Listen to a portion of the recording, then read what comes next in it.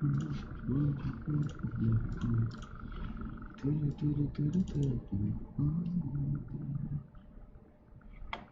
need to see chat.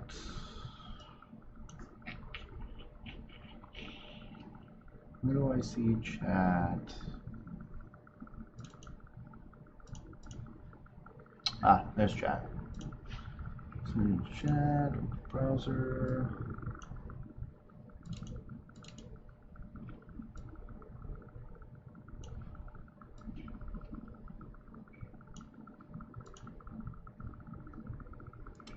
Doesn't say.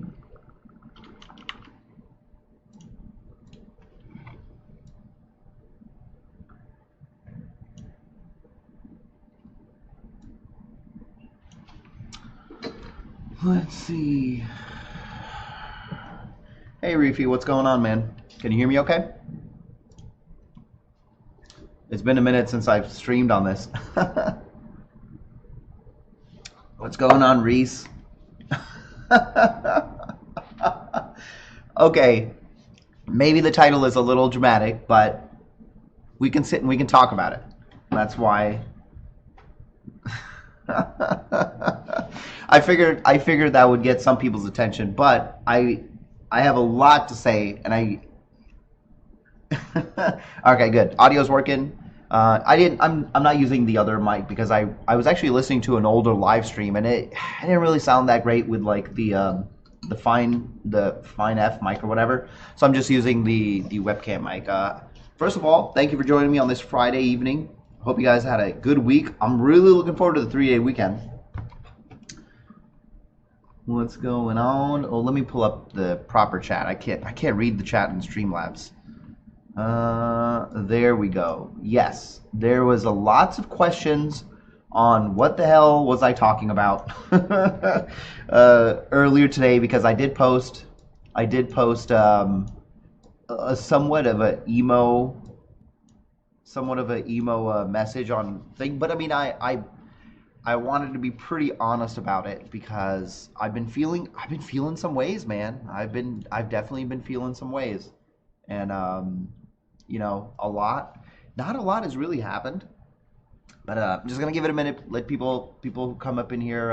Reese, Warmind, what's going on? I'll tell you in a minute. Daniel, I'll tell you in a minute. Cuban Rat, I'm not gonna quit.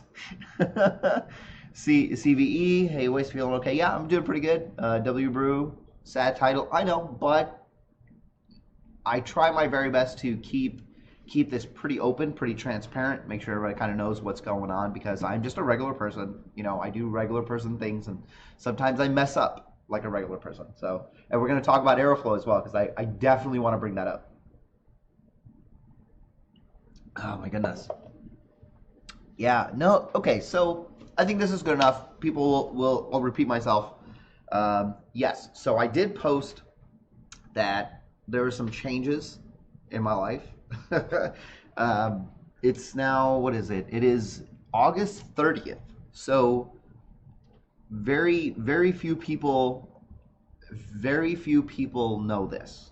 And I was actually trying to decide if I wanted to make a video on it or not, but I kind of didn't want to make a video because it can come off like pretty dramatic. As you can see, even just like a very basic picture, a story can be pretty dramatic. So I didn't want to do it because it just felt like it would bring too much attention to it. So June 28th, I lost my job. I've been working at this company for some time, and it was okay in the beginning, and I wasn't doing YouTube. I actually wasn't really doing anything. And as soon as I started working at this company, COVID happened. And so I was pretty much working from home, and not a whole lot was happening, to be honest. Like, we were really, really light. And as time gone on, I moved to a few different positions. Basically, long story short, I got fired. You know, I got laid off from that job, and I kind of was expecting it, but also not really expecting it at that time. But my goal was to kind of have that job until like August or September, or at least until the SubiFest.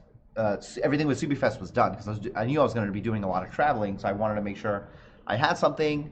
And I was actually approached by a few different people for a few different jobs in the car community, but at the time I had a job and I couldn't really take it, so I was like, oh, you know, I'm just going to hold on. I'm going to wait and see where I land with this job, I probably quit, later on. So um, I'm definitely, and so yes, it was frustrating because like I went into work and they were like, "Come on, we got to talk to you," and I was like, "Oh boy, here we go." And then like it's what it was. So again, I was expecting it in a way. Half of it was my fault. The other half was like my company is really doing some shitty things. But so that happened, and this was like right before Subi Fest, and my wife admittedly was pretty frustrated because we have a child, we have a house, we have car payments, we have stuff like that. And I was like, okay, I understand that. And she was like, I understand why she was upset. And I was like, well, it's whatever. So I was like, I already had plans to take out my 401k because we have like some bills and stuff. I wanted to take care of some debt that we had, like credit cards and stuff like that, because my daughter goes to a private school and it's like kind of on the expensive side. So what I wanted to do is I already wanted to pull out my 401k to pay off some debt so that when the school year started, we didn't have to worry about like her school payments. So then of course I lose my job and I was like, oh my God, like what am I gonna do? I have to use that money for other reasons, So I was like, so all that happened in June, like the end of June, and like July starts. And I was like, what am I gonna do? And at first I was like, okay, it's kind of fine because my wife actually got a new job at her company, so she's like a manager now. And she like her availability dropped to like zero. My daughter's at home. She doesn't have like any camps or anything like that. So I was like, okay, this actually kind of works. It kind of worked out to where my wife can no longer help around the house during work hours, and now all of a sudden I have like infinite amount of time. So I was like, okay, it's not a big deal. I was like, I kind of didn't think about like my getting a job because I pulled out my 401k and I had plenty of money saved. So I was like, okay, I'll just live on this and apply for jobs while just being home hanging out with my daughter. So that was kind of nice because I got to hang out with her every day and do stuff, do like just whatever she wanted to do. But then during the day, I couldn't make videos because normally she'd be at school, you know. Yeah, basically, I became like a stay-at-home dad, which I'm told. Look, I love that life. It's actually great. I became Mr. Mom. Data said I became Mr. Mom. And basically is what happened. And I really wasn't upset about that. But then, so I started applying for jobs. I was like, all right, I'll just start applying for IT jobs here or there or whatever. And like, yo, I didn't get nothing, like for a month, not a single call back, no notifications from anybody. I was like, this is like kind of weird, it's like something going on with the job market or whatever. I didn't really think too much of it. And then July ended and then August was here and I was like, damn, it's been like a month and I haven't done anything. And I was like starting to get a little frustrated because I wasn't really making a whole lot of videos. I think in July I had maybe like 3-4, I think I was only doing like 1 or 2 videos. I think like usually I do 2 videos a week. And I think I was down to like just like 1 video a week because I was tired and I just didn't feel like making videos at night because I was like, I don't really talk to people about this stuff, but I was like in my head, like on the outside, I was like, I'm fine, whatever happens, I'll deal with it, it's fine. But on the inside, and I tell my wife this all the time, sometimes the outside and the inside don't always match up. So like outside, I was like pretty calm, I was chill, I was like playing video games, I'm hanging out with my daughter. But on the inside, like every day, I was like, fuck, man, I don't have a job, like, I'm a deadbeat dad now. I gotta like figure out how to make money because, and then my wife's stressed. She's like stressed inside and out. So she's stressing every day. Like she's asking me like, did you apply for jobs? I'm like, yeah, I applied for like X amount of jobs. She's like, oh my God, why haven't they why isn't anybody calling you and this and that? And I was like, I don't know. I don't know why the hell anybody's not coming. I applied for like over 100 different companies, like 100 different jobs, like around St. Louis and national.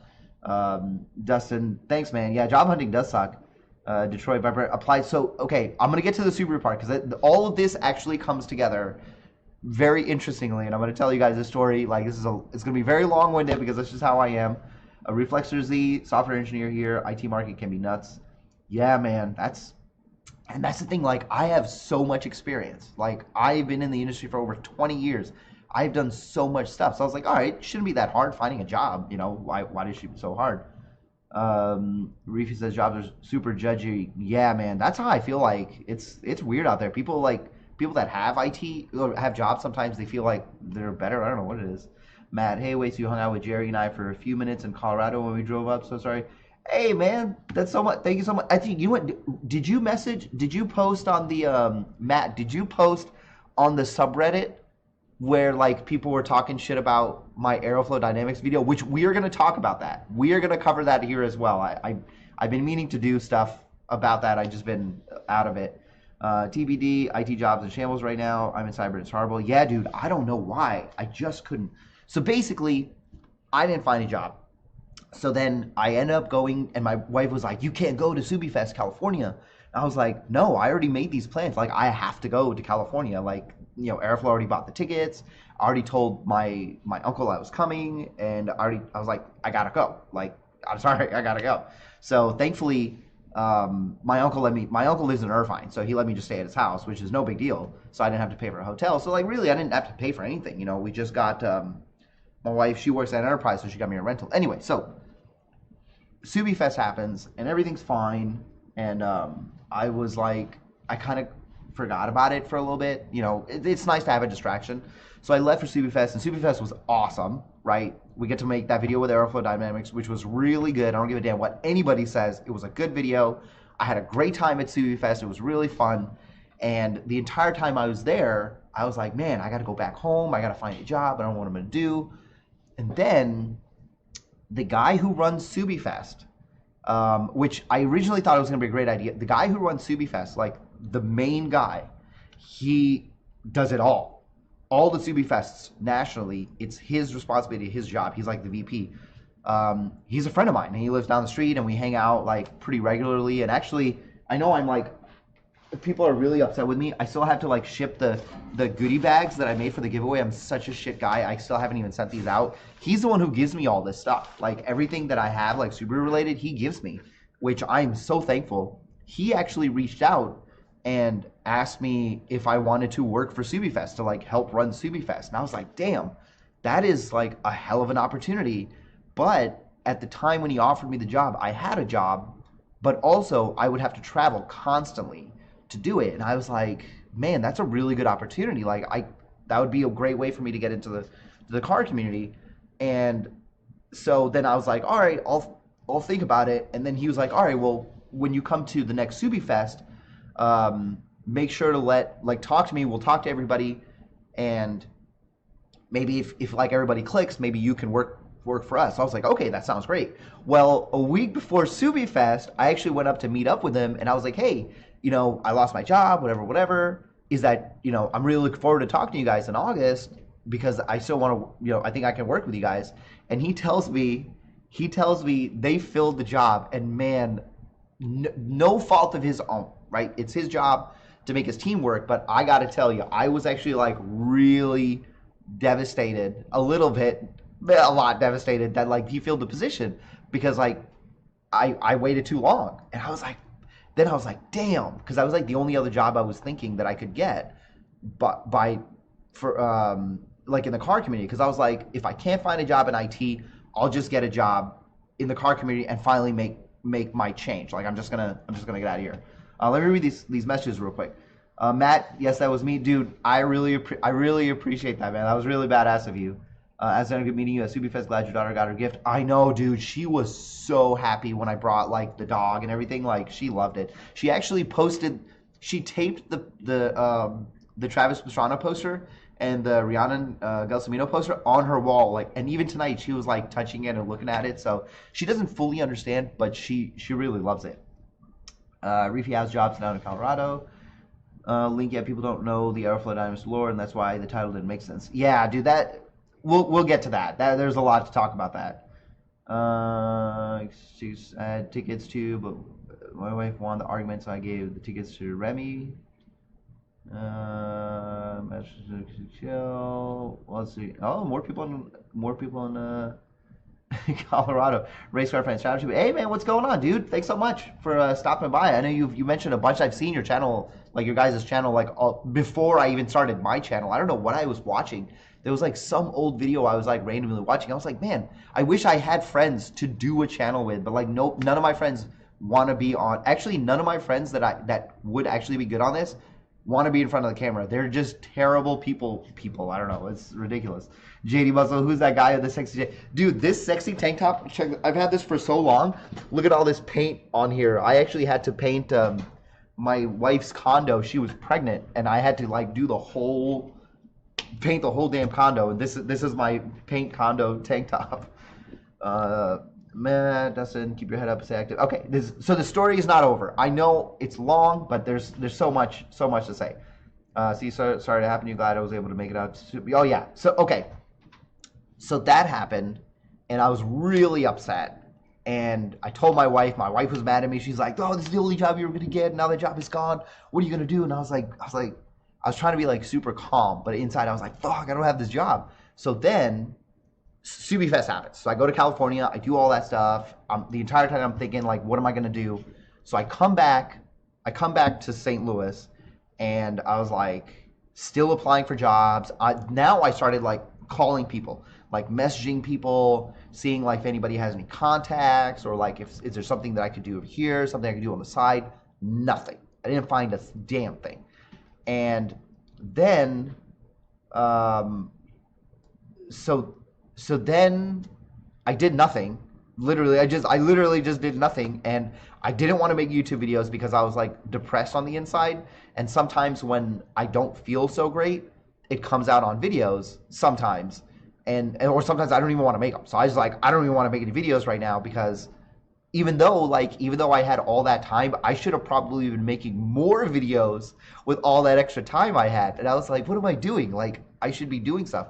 And a couple of things came up, and I made the Aeroflow video before I left California. So I was actually at my uncle's house. I made that video. And then I made like another, it was like the STI video. Like, I remember I wanted to do that, and I was like, oh, let me just talk about that because that's like really interesting that happened. So I was like, all right, let me get that out of the way. And then it was just like hanging out with my daughter every day because, again, my wife didn't have time. And then when nighttime would come, I was really tired. And I was like, fuck it. I just want to play video games. You know, just that's like my escape, is just playing video games. So I was like, I'll just play, like, Diablo 4 season was out. So I was like, all right, I'll just play season 5, whatever. It's fine. And then time goes on some more, and we had a meet. We had a meet at in St. Louis at Ecotech, where if you guys have been watching this channel for some amount of time, you know that I go to Ecotech pretty frequently for like dyno work or any other work, or they're the ones doing the SCI swap or whatever. And I'm like pretty good friends with the owner. And so I started talking to him. I was like, hey, you know, do you have something that I can do around here? Because I kind of lost my job, and I don't want to go back to IT. Not that like I can, because like nobody's calling me. So after our meet, which was super fun, by the way, it was a lot of fun. I talked to him for like 3 hours. I was like, look, you know, this is what I want to do. I really want to like leave IT, but my concern is if I try to get a job in the car community, I'm going to make like half the money, which I can't do. Like, I can't take that big of a pay cut. But also, like, there's a lot of things that I can offer this company. I'm not a mechanic, but I can do like IT, I can do media, I can do marketing, I can do like project management, I can do shop management, inventory, sales, like everything else. And he ended up like telling me about, he started telling me like all the different things that he needed for the company. And I was like, okay, this like really lines up with what I'm trying to do. And this was like the beginning of July. Or sorry, this was the beginning of August, I think. No, wait, I'm messing up the timeline. This was in July. So in July, I had this chat with him. I came back and I messaged him again. I was like, hey, have you thought about me working? And he was like, no, I don't really know, not 100% sure. And I was like, fuck, I might not get this job either, you know, because I didn't know how much money they made, if they have the kind of budget, or like, I didn't know anything about it. You know, I just like hanging out with them. And we actually went down to 100 Acre Woods and we like hung out. Like, so we've known each other for some time. So then when I come back from Subi Fest, he messages me. He's like, all right, why don't you send me like a proposal of what you think you can do? So I was like, okay. So I put together like this, like what I do. Like, I was a project manager. Like, I know how to put this shit together. So I put together a nice proposal, you know, listed all the different things that I can do for him. You know what? Maybe I even have it here. Maybe I can even, you know what? Maybe I'll even show you guys what that proposal looked like if I have it here. And so I told him, I said, you know, I can do this for you. I can do that. I can help here, I can help there. You tell me, how does it work? What you think. And he was like, okay, I'll get back to you. And he is a busy guy. So every week when I would message him, he would be like, oh, I think I could talk to you today. But then like he wasn't able to. And then I was like, damn, I got to wait another day. And my wife was like, every day she was asking me, like, did you talk to Misha? Did you talk? I was like, dude, I'm trying, but I don't want to bother the man, like messaging him every day. And so I was like, I'm just going to wait until he says something. And after a while, on our anniversary, August 16th, he called me and finally he was like, hey, I figured everything out. I want you to come work for me. And I was like, are you serious right now? Like, are you 100%? We're going to make this a legit thing. He's like, yes, I figured everything out. I know what I want you to do. We have like so much stuff that needs to be fixed to this company. There's so many ways you can help, so many ways we can help each other. And I was like, okay, let's do it. So after I got that call, last week, Tuesday, I actually started my new job at Ecotech, which is our local Subaru performance shop. So that's it. That's the story. That's the whole story. Now let me catch up to all of these messages you guys have been talking this whole time. Let me find out what's going on. Dustin, keep your head up. Oh, did I catch up on that? If he's moving to Colorado. I guess everybody's moving to Colorado. Stephen Y, sorry to hear about the job, bro. Yeah, thanks, man. I really appreciate that. And now that I explained this super long-ass convoluted story, now everybody knows. Dustin, I do labor jobs and need my body to work. Yeah, bro, that's me in the sun. X and Y, so I don't know if you remember me telling you about my car with a hole in the passenger wheel well. I got home and my skid plate was... Oh, yes, Alexander, I do remember that. Oh, my God, dude, what the hell? That's crazy. Race car friends, yeah, man, a small community of YouTubers that are consistent and make fun car time down to collab. Oh, man, where are you guys in Florida? Because I have family in Florida. I tend to come down to Florida pretty often. I'm trying to catch up on everything. M's Universal Robotics. You appear to be a great guy. I hope you align your passion with employment. Well, now that I told that story, that definitely answers that for you. Dustin, hope everything works out. Yeah. Alex Vandenberg. What's up, Emma? Wisconsin viewer over here. Very nice. Have a 22. And I raced a modded STI yesterday. Reminded me of your video and had similar results. Hell yeah, dude. I still need to remake that video because I get still to this day so much hate for that very first video.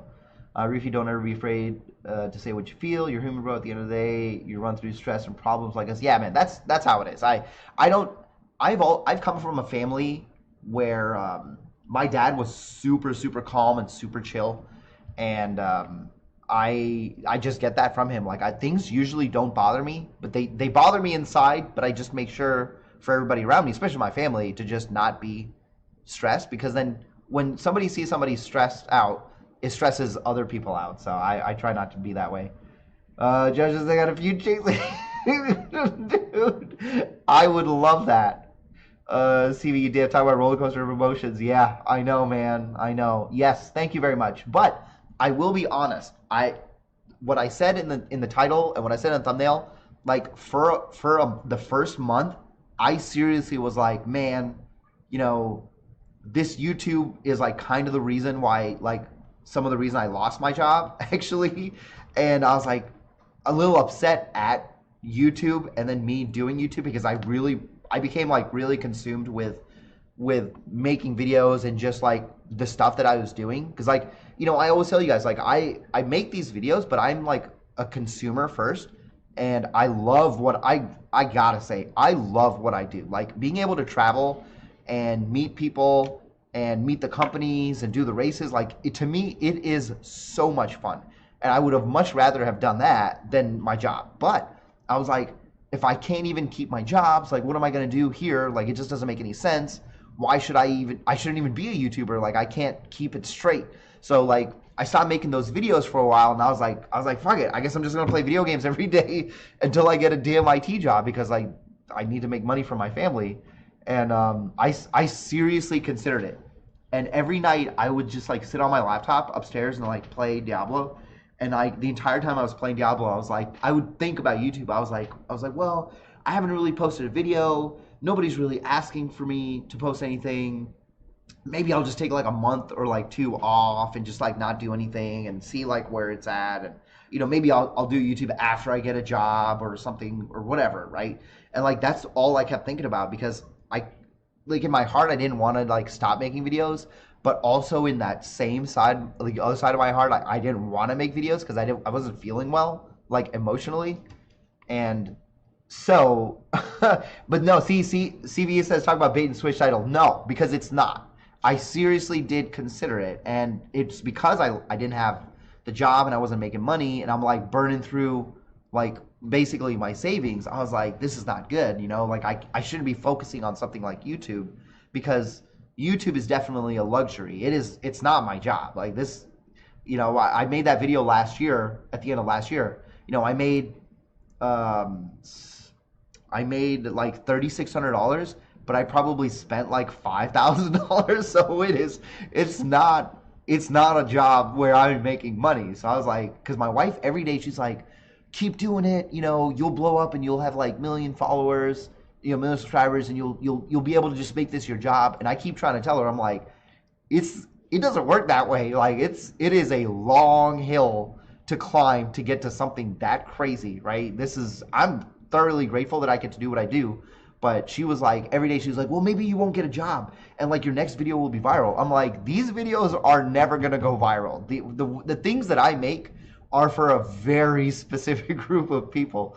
So it was a tough time. Now, let me catch up real quick, because you guys are all saying like congratulations and everything. Yes, Dustin Howard says everything works out though. Somehow, man, somehow it did, and I still can't believe that it did. So let me catch up. See, it says sweet. Link says thanks. That's sick. Thank you so much. Thanks everyone. I really do appreciate it. I really appreciate it. But also at the same time, I wouldn't have been able to get that job at Ecotech if I didn't do YouTube at all. Like if I didn't do any of this, changing into the car community was not possible. Like I wouldn't have been able to do that. And somebody just says, so does that mean you aren't quitting YouTube? No, I'm not going to quit YouTube. But even this like last week, I didn't make any videos because last week I was at Ecotech, and this whole week I was at Ecotech. And I mean, like when I say there's a lot there to do, there is a lot there to do. And I have a long list of things. And I was worried at first like there wasn't going to be enough to do. But there most definitely is. Race car, thanks so much. 613, I really appreciate it. CV, thanks so much. Steve, thank you. Random ZGV, thank you very much. Michael Boyer, I appreciate it. Yeah, it definitely will. Reflexor, are you also going to be doing IT stuff for your new job? Yeah, I'm going to be. I wear like 7 different hats there, and that's kind of how I sold my proposal. I listed out like 7 different things that I could do for them. And he was like, okay, yeah, we need all 7 of those. CV, we got consumed watching your videos. Lilith, oh, what's going on, Lilith? Lily, congratulations, please. I was here sitting on the edge of my C word for you. I know, man. Everybody was worried. Even like, I didn't even tell my mom. Like, when I lost my job, I didn't tell her until like 3 weeks ago. And like, I didn't tell my sister. I didn't tell like a lot of people. And I just didn't want anybody to really worry about me. Because like people stress, and I didn't want everybody else to like be stressed and like just let me stress about it. And I put all the stress on my wife. I was like, look, you're stressing for everybody here. Cow, someone fill me in. I'm late here. Oh man, bro has a ride or die sleeping other. Yeah, man. She definitely is something. I'm late. What are you doing at Ecotech, small you? So okay, for those of you joining. I took a position at Ecotech. I'll be doing a lot of different things. I'll be doing IT. I'm going to be doing a little bit of project management. I'm doing a little bit of inventory management. I'm going to do probably a little bit of sales.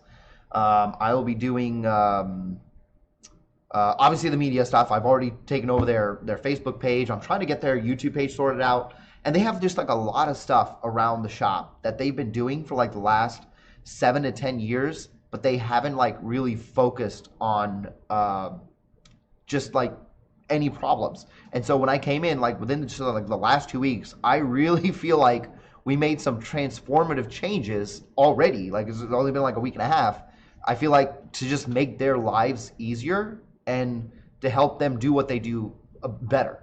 Um, so it's really that's what I do. Like my job is to come up with solutions and take projects and build out things and help. And that's what I told them. I said that's what I can do for the company, and that's exactly one of the things. And also the other fun thing is like Misha, who is the owner. I mean, he is such a nice dude. Everybody there is actually pretty awesome, and the thing about him is like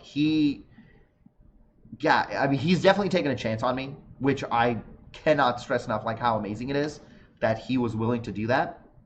Because he could have just been like, we don't really have space. We don't, we could do it, but we don't really have a lot of space. And I was like, okay. And then I would have just had to go continue finding jobs. And I honestly, if I didn't get that Ecotech job, I probably would have put YouTube on like a massive hold and just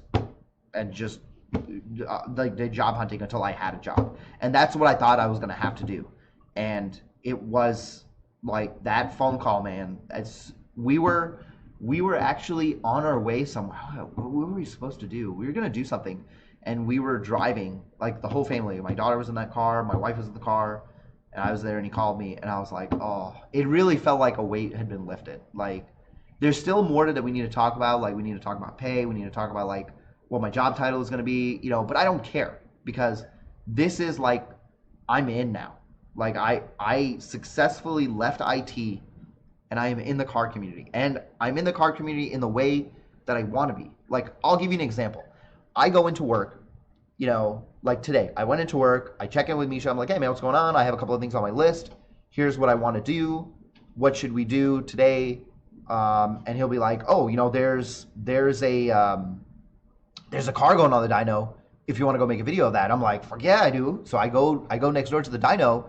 I chill with Adam, who's our dyno tech, and our tuner, and do all kinds of stuff, and then just like record this awesome video of the car, and then I come back to the office and just do whatever other administrative stuff I need to do. And like, it's a fun day. I like it. Here, let me show you guys real quick, like some of the basic stuff. Like, where is it? Desktop interface. Okay, so this is Ecotech's website, and this is their Facebook page, and I just made these 2 Facebook videos, just like super quick. Instead of like doing anything else, like instead of making my own YouTube videos, I just been making these for them, which is another reason why the last 2 weeks I haven't made any videos, because I've been busy doing stuff for Ecotech and just kind of like keeping up with them. And so like this is, I don't know if you guys can hear like the audio, but it's a really basic video, and this is a 770 horsepower turbo 2JZ IS300. This thing is crazy amazing. Like, so this is kind of like the stuff I'll be doing. I'm gonna put stuff on their YouTube and make like actual videos. I don't have access to their. Okay, let me catch up because you guys are asking some like pretty relevant questions. So what does that mean? You aren't creating YouTube? Yes. Oh man, let me catch up. As I remember us talking, and I got the sense some stress about the job stuff, but you made such a massive effort to be you. I really appreciate that. Yeah, man, that's the thing. Like so the reason why there hasn't been a video or like a few videos on SubiFest and stuff like that, which I have tons of footage still that I need to go through and cut. But when I went to SubiFest, especially Pennsylvania, when I was in Pennsylvania, I kind of just wanted to forget that I needed to make a video. I wanted to forget that like content mattered, and I just wanted to just be with everybody and just hang out and experience it like a consumer or like an enthusiast. And so I was like, I didn't make any videos, I didn't record anything. I got to meet so many people. Dude, I met like 60 people in like California, which was crazy. I met like 40 or 50 people in Pennsylvania at Boxerfest, which was really awesome. And as people were coming, I was just like, you know what? I'm just hanging out. I'm just hanging out with friends. I'm not gonna think about cutting any videos. So like, I haven't made any videos. I have the content, but I was like, it's okay. Like I'll make something later. So that's kind of why like I haven't made any videos in general. Eddie, bro, I also work in IT. Yeah, dude, it's like a lot of people in the car community do tend to work in like do tend to work in IT or something. You know, this was like a rally car that we did. Okay, so people are asking like, I did cut a video. I did make a video about me saying all this stuff that I'm moving to that I started the job at Ecotech, but I didn't want to post it because like I didn't really like the video. So I was like, I'm gonna re-record it. I'm gonna do other stuff to it, and maybe I'll record it next week. You know, and which is why a lot of people are also like kind of don't really know what's going on. So the idea is I'm gonna get really busy. I'm gonna be making videos for my own channel. I also then need to make videos for Ecotech because they deserve people knowing what they do because they do amazing work and nobody hears about it. They have absolutely zero presence. Almost all of their work is like word of mouth and like reviews, which is crazy. And it it it sucks because like they could be doing so much more. And I was like, this is a great opportunity for me to come and help them do that as well. GG Vic says, how's it going, my man? Nice to meet you at York, PA. Hey, I really appreciate you coming out and saying what's up, man. That was really fun to do. It only takes one person to transfer. It's true, man. It's true. Maybe this is like what they needed, you know? Because I know I sure as hell needed. See, so hopefully this is the beginning of a new direction. Yeah, man. I really think that this is it. So what's next for the channel is actually directly related to Ecotech. It's going to be STI transmission. They've been holding Misha. Actually, let me tell you the kind of guy Misha is. He said, I have an STI transmission for you. And I was like, well, I don't have the money right now. So he's like, don't worry about it. You know, whenever you have the money, let me know. We'll do it. I'll hold it for you. So he ends up, I think the guy ended up wanting that transmission back. So I was like, I told him, I said, it's okay. Don't worry about it. I didn't have the money anyway. Just let me know if something else comes through and I'll get it. So he calls me one day and he's like, hey, I have like an amazing deal for like a full drivetrain and it's like X amount of money. Can you buy it this week? I'm like, no, I cannot do that. I don't have the money for that. And he was like, okay, no, don't worry about it. Don't worry about it. So I was like, all right. And then Monday comes around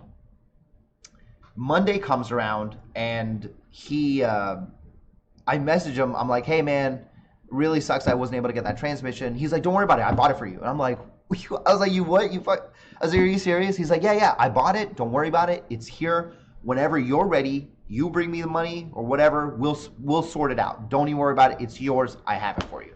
And I was like, damn, dude, I was really appreciative, but I was like, little as you know, I'm not gonna have the money for like months before I can even do that. But I didn't tell him that.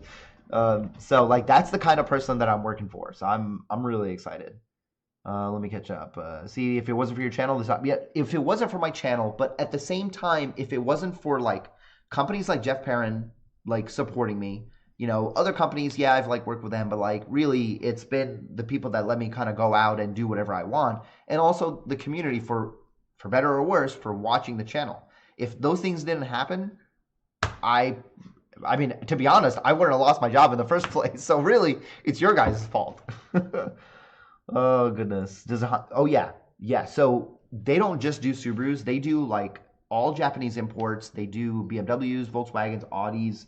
They do pretty much everything but muscle, like American cars, really. And even then, they'll take that stuff, but they prefer to have like a specific base. TBD is the only way we can afford car stuff. Yeah, this is true. Working in IT. I live in the area and last stop with my CRX screwed me. Ooh, yeah. Well, you definitely want to bring it here because they've tuned, like, actually a few of my followers have modified Civics that they've actually taken to Ecotech and they come out banging. Okay, so that's the job stuff. Now let's talk about right here. Abel Mabel says something that I wanted to talk about, and this is super important because this is relevant not just to me, but to all channels out there. And this is something that people don't understand. And I want to address this. I actually recorded a 45-minute video addressing just that. But I was editing it yesterday. That was actually going to be the first video I was going to post next week, but I didn't like it, so I'm going to redo it. So we're going to talk about that. Abel Mabel says, no offense, but wasn't really a fan of you hooking up with AFD. And I'm going to skip through and I'm going to read some of the other messages. Abel Mabel says, keeping the channel small and intimate is the way to go. No sponsors. You will enjoy it more. It won't feel like a job to you. actually, these two things are very untrue. And there's reasons why that, because the thing about YouTube is it's allowed me to reach out to other content creators and just kind of like talk to them and figure out how they do stuff, what they do, what can I do a bit better, what can I do a little bit different. And the whole thing about airflow dynamics, it really pissed me off when I saw that all the comments that people were saying. And it didn't piss me off because like people were upsetting me. What really pissed me off was I went through and read all of the comments that people were posting before I made that video, before I even had that idea. And I was like, okay, I got this part from them like last year. I got the spoiler and the lip. I was like, okay, let me find out why people hate airflow so much. So I went through, I did all the research, I took down all the things that people were saying, and I was like, okay, maybe I won't get parts from them because I don't really know anything else about them. So what I did, I actually started, I stopped taking stuff from them. They actually reached out to me a few more times to give me like spoilers and fender kits and stuff like that throughout the year. And I was like, no, I'm okay. I don't want anything. I appreciate it, but I think I'm just going to stick with what I have. That was like the rest of the year, like all of 2023. And then 2023, December 23rd, 2023, end of the year, about a year after them and I had our first video, I did a live stream, which a lot of people don't remember because if you weren't here, you don't know it. I did a live stream and somebody asked me like, what do you think about airflow dynamics? And I was like, okay. And I didn't really want to say, I don't like to say anything unless I have the right information. So I gave my opinions and I was pretty honest. I was like, I actually have the live stream and this video that I was cutting, I cut all this stuff and put it in there because I was like, if people are going to talk shit, then they need to see the facts before they say stuff. So I put it in there. I was like, look, if airflow dynamics, my opinion was that airflow dynamics grew too big. When the VB came out, they went really hard on the fender flares. Everybody that didn't want to buy a VB bought it because they saw the fender flares could be paint matched. They did all this stuff. It became a shit show. And that was exactly what happened. I was right. So in that live stream, I don't know if like somebody told Aeroflow that I was doing the live stream talking about them, or they just randomly popped in. But like later in the live stream, Aeroflow Dynamics popped into the live stream. And then I in that same live stream, I told them, I was like, wow, I can't believe you guys are here. However, I do think that you guys need to scroll back through the live stream and watch the part where I talked about you guys, because I was very honest. And it was, it was criticism, but I was hopefully constructive. But I don't know you guys. And then when they came into live stream, I told them, I said, instead of sending me parts, why don't you guys send me an airplane ticket? I will come down to SubiFest, hang out with you guys on the condition that we can make a video and I can ask you all of the questions that the community has a problem with. And I was 100% honest about that. I was the one that said, send me a ticket so we can do this video, because like you guys have a lot of things to answer for. And in the live stream, in front of everybody, he was like, that sounds great. Let me know when you want to come down. That's how it started. That was December 23 last year. So when I sat down and read that stupid Reddit thread, which actually, you know what? We're going to go through that right now. We'll actually talk about it. I was going to save all this for video. So this video is still going to come out at a later time. But now that we're like, I wasn't planning on talking about this, but now we're going to talk about it. For me, let me pull up, where is it? Profile, saved. Where the hell are saved? Where do they go? There's like a save. Here we go, saved. There we go. Saved. Here we go. All right. So then this came out, and like Jeff from Aeroflow was like, so I did that video, right? So I went and I did that video because I thought it was a really good idea, because everything that people were saying, I was like, I'm going to ask those exact questions. And when I met Jeff before we made the video, I was like, look, man, these are the questions I have. Are you willing to sit down and answer these for the community? Because if you're not, then we're not going to make the video, right? Because if you're not going to be honest, there's no point in making the video. I'll just come do SubiFest, I'll hang out, I'll do all that stuff, and it's no big deal. But he's like, that's fine. He's like, I'm totally okay with that. Like, we can do, and he's like, this would be a great time for me to answer the shit that people say. And I was like, that's all I want. Every time I go to companies, you know, whether they give me something or don't, everybody knows that if I don't like it, I say I don't like it. Or if there's something they won't let me do, then we don't do it, because if I can't do it my way, then I'm not going to do it, right? Nobody makes No company gets to make my videos. I don't know why this isn't dark mode. It's supposed to be dark mode. Like, what's this? These people are like messaging on. Oh no, what did I do? Okay. I don't know why this is not dark mode. Anyway, your eyes will burn. It's okay. So, no, Abel Mabel, you didn't open a can of worms. This is something I wanted to address because my whole channel has been about like transparency and like honesty. Oh my goodness, you guys are like worried about dark mode. Here, there's this. Okay, dark mode on. All right, everybody's happy. The channel is about honesty and transparency, and what I do, I can't do it if people don't believe that what I'm saying is true, right? Because then everybody starts doubting, whatever. We just can't have that, right? And even if I give what the honest answers are, and you still don't believe me, then at that point it's not on me. I've done my due diligence. I've given you the facts. Then at that point you can make whatever opinion you want. But what ended up happening in this stupid thread was people started saying like a bunch of shit that doesn't make any sense, right? The two things that I wanted to address in that main video was people were like, oh, you're a shill. Okay, shill doesn't really make any sense because I wasn't shilling out. You know, I specifically, I said, do this for me.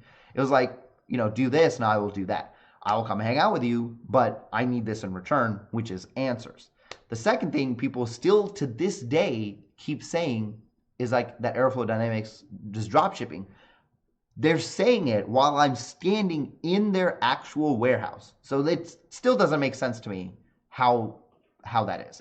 And there's another thing that I really strongly wanted to talk about is people consider their stuff just Chinese shit. But like deep down inside, is it because they're Asian also that people just automatically assume that they have bad stuff because it also comes from a foreign country? Because then people will say something really ignorant like, oh, well, I'd rather just get the part from JD Muscle because like the quality's better. It's the same part. Like people in the community don't understand it's the same part. That's number one. But in the video, we did talk about the bases that came broken, the bases that came cracked, the paint defenders that were not sanded properly, the paint fenders that had bad color match. They took them back. They took everywhere that they could fix the issue, they fixed. And we talked about, and I wanted to do this, but I felt like maybe that was going a little too far, I was going to ask them to pull up invoices where people had problems and show me where they fixed it, because that would have proved like, you know, so-and-so had a problem. They emailed like 7 times allegedly, but then like Aeroflow never fixed it. But like here we have the receipts that they fixed it. But then we're getting to like people's orders and personal information. I was like, well, maybe that's too much. I don't want to do that.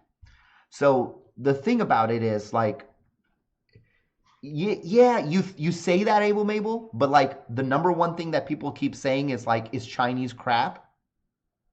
When it's first of all, it's like Taiwanese, but at the same time, everybody has the same Taiwanese stuff. You know, it may be a stretch, but I mean, I can't think of any other reason, because like a lot of people that then there were some people that were commenting on YouTube saying like, oh, I had this problem, I had that problem. And, you know, then when I would ask them, well, what happened to it?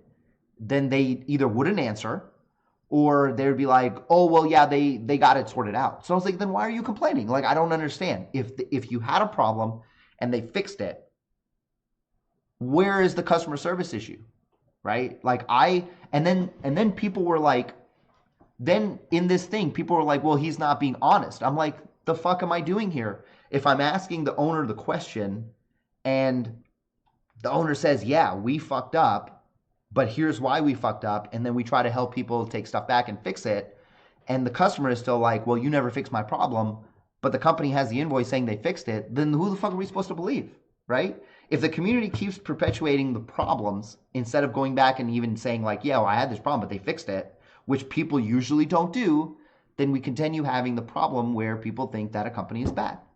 You know, I'll give you a great example. We all like Subarus. Most people in the community think Subarus are incredibly unreliable, but that couldn't be further from the truth. They are not unreliable. People make them unreliable, and then they complain about the car, and then the car gets a bad rap, right? Oh, let me catch up. This is definitely there. It's like I try to steer away from controversy, but I think sometimes you have to steer into controversy because through conflict is how we get to the resolutions. And when I was making this video, I was like, I know it's going to be a problem, but at least we can start the conversation because I promise you one thing, nobody has done that to this day at all. All we've ever had is people just talking shit about them just continuing doing what they're doing, nothing happens. I go and do something nobody's done, and everybody's just like, instead of trying to look at the facts that I did bring, they just went back to their like, well, I hate it, so that's just how it is. Hold on, let me catch up to this. Eddie GS350, they do Lexus? Hell yeah, they do Lexus. They do everything pretty much. Warmind, will the new job be sustainable for you financially? If so, does that mean you're in the scene full time? Can we see more? So this part, I don't know if it's going to be as financially great as my other job was right now, but hopefully in time it will be. That's the goal at least. So I don't know why you wouldn't want someone to take sponsorship. Oh yeah, so the sponsorships part, so I'll give you a great example. You guys all know Smedia, Tanner Smith, right? Great Subaru guy, fantastic everything he does. People tell him, we're not going to watch your channel because you started taking sponsorships. How the hell do you think you build $60,000, $70,000 cars? Like, people's concept of this stuff is so crazy to me. And I started seeing it even on my channel. I don't have like sponsors for like the videos.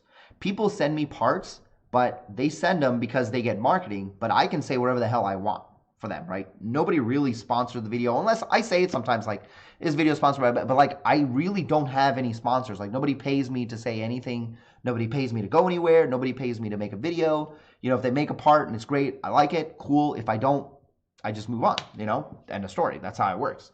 So and I know the reason why people say it is because some of the really, really big channels then have like sponsors who then control the content. Small channels, that's not how it works. They just want their spot, and we just need the money so we can keep doing what we do. But we still get to decide what the content is, right? And I think people sometimes are worried that if companies come in and start giving us money, then it's going to change what we are saying, right? You know, like one of like Tanner's sponsors is like a food company. It has nothing to do with Subarus or cars or anything on his channel. He just does a small 30-second spot for Factor Foods, eats some fucking chicken, and moves on. And that's it. That's like his sponsor. So it's like good for him, you know. Let me see. Darwin's Arc saw you at Box Toys, but you had a group around you. Dude, I told everybody that no matter what I'm doing, if you see me, I want you to grab me. And I was like, I don't care what I'm doing. I don't care if I'm running. I don't care if I'm eating. Come and say hi. So next year when I come back, if I can make it back, you make sure you stop by and you say hi. JD Muscle is nice. I got a chance to see them and it was really cool. Small, I'm thinking people are calling it Chinese crap because the quality was pretty poor. And see, that's the thing about that is when they first started those fender flares, they had like 700 orders of fender flares, right? First, and this is 100% their fault, right? They got a brand new part that they never done before. They had a massive, massive amount of people that wanted to buy it. So they did whatever they could to get it out to market. Not all of them were good, right? Then they still were back ordered because everybody wanted them. So then there was just a constant, they never caught up. And that's what ended up happening. Their biggest issue was they didn't have enough quality control because their quality control was happening overseas. People were like upset, my part's not here, even though when they originally posted it, they didn't post that it was in stock. They posted pre-order, and people weren't reading that. I actually remember that because I was watching all that shit happen live on Facebook. Dan says, simple answer is that the internet's full of keyboard. I mean, it is, but sometimes sometimes there's sometimes there's like some truth to that, which is why I wanted to do this. Which is why I read through all of these. I was like, I'm gonna try to at least weed out the crap and talk about like what's actually happening. Fight it on head, yeah. See, that's the thing. Chef Reyes says AFD is local for me. I've seen their warehouse many times. That's the other thing. Like warehouse, that's the thing that bothered me. People were like, it's drop shipping. I'm standing in the warehouse. I'm looking at the parts, and then people were, and we're gonna go through this. I just want to catch up on these messages. There's just so much. Kelsey 93. They were still brand new with the plastic covers and put them on there and look great quality. Travis, don't want to throw out accusations, but the one thing that freaked me out is when they revealed their F1 titanium valve and exhaust on the channel. I don't even really remember that. Renee yawn. Good. Yo, I'm telling you, yo, if Thatcher could fucking sponsor me, I'd love some free food. Oh my goodness. Look who it is. Look who it is. What's going on, Tanner? You should actually, one of these days we need it. So, okay, so this is an idea that I had. I actually want to start doing and I mentioned this to Tanner as well. I wanted to start doing a podcast called like Around the Water Cooler, where we just get like a bunch of like content creators together and just talk smack to each other. Tanner's probably going to be one of the first people that I invite on here because we have a lot to talk about. He is not a big fan of VBs. He thinks they're soulless. I think the VB is like the best WRX that's ever been made. So that'll be a great conversation. As you can see, here he goes. Answer. There's no way he's going to answer. Of course I'm going to answer. Of course I'm going to answer. Remember, like, see, he's like, he thinks that I'm not going to answer. Unlike some people, I say hi to all my friends. I was like, dude, there's no way he's going to answer. Of course. I am like, people message me on Instagram, and the thing they say is, man, I know you're probably really busy, and like in 2 seconds, I'm like, hey, what's going on, man? What's up? What do you need? What's the... Bro, you're YouTube famous. I didn't think you were going to answer me. I'm YouTube famous. I'm YouTube famous. This man, you guys hear this? He just said, I'm YouTube famous. Mr. like 130,000 subscribers, you know, buying Porsches, selling Porsches. I'm YouTube famous. I didn't like that car, right? That car didn't like me, I should say. This is true. This is true. So you guys know, if you haven't caught up with like everything that Tanner's doing. Low key, I kind of miss the VB, but I won't buy another. Oh my goodness. This is why we need to have, this is exactly why we need to have our podcast so we can talk about this, because this, so we're talking, Tanner, you just caught up, but like I got the job at Ecotech, and I was really thank you so much. I was really depressed for a few months because I thought I wasn't going to get a job. And then and now we're talking about the Aeroflow Dynamics drama. Ooh, wait, what drama? Oh, this I'm talking about this Hey, wait. Let me get out of this. You do the stream thing. I'll listen. Just okay, sounds good. Okay, say bye. Bye. Okay, bye. Okay, so now that that's out of the way,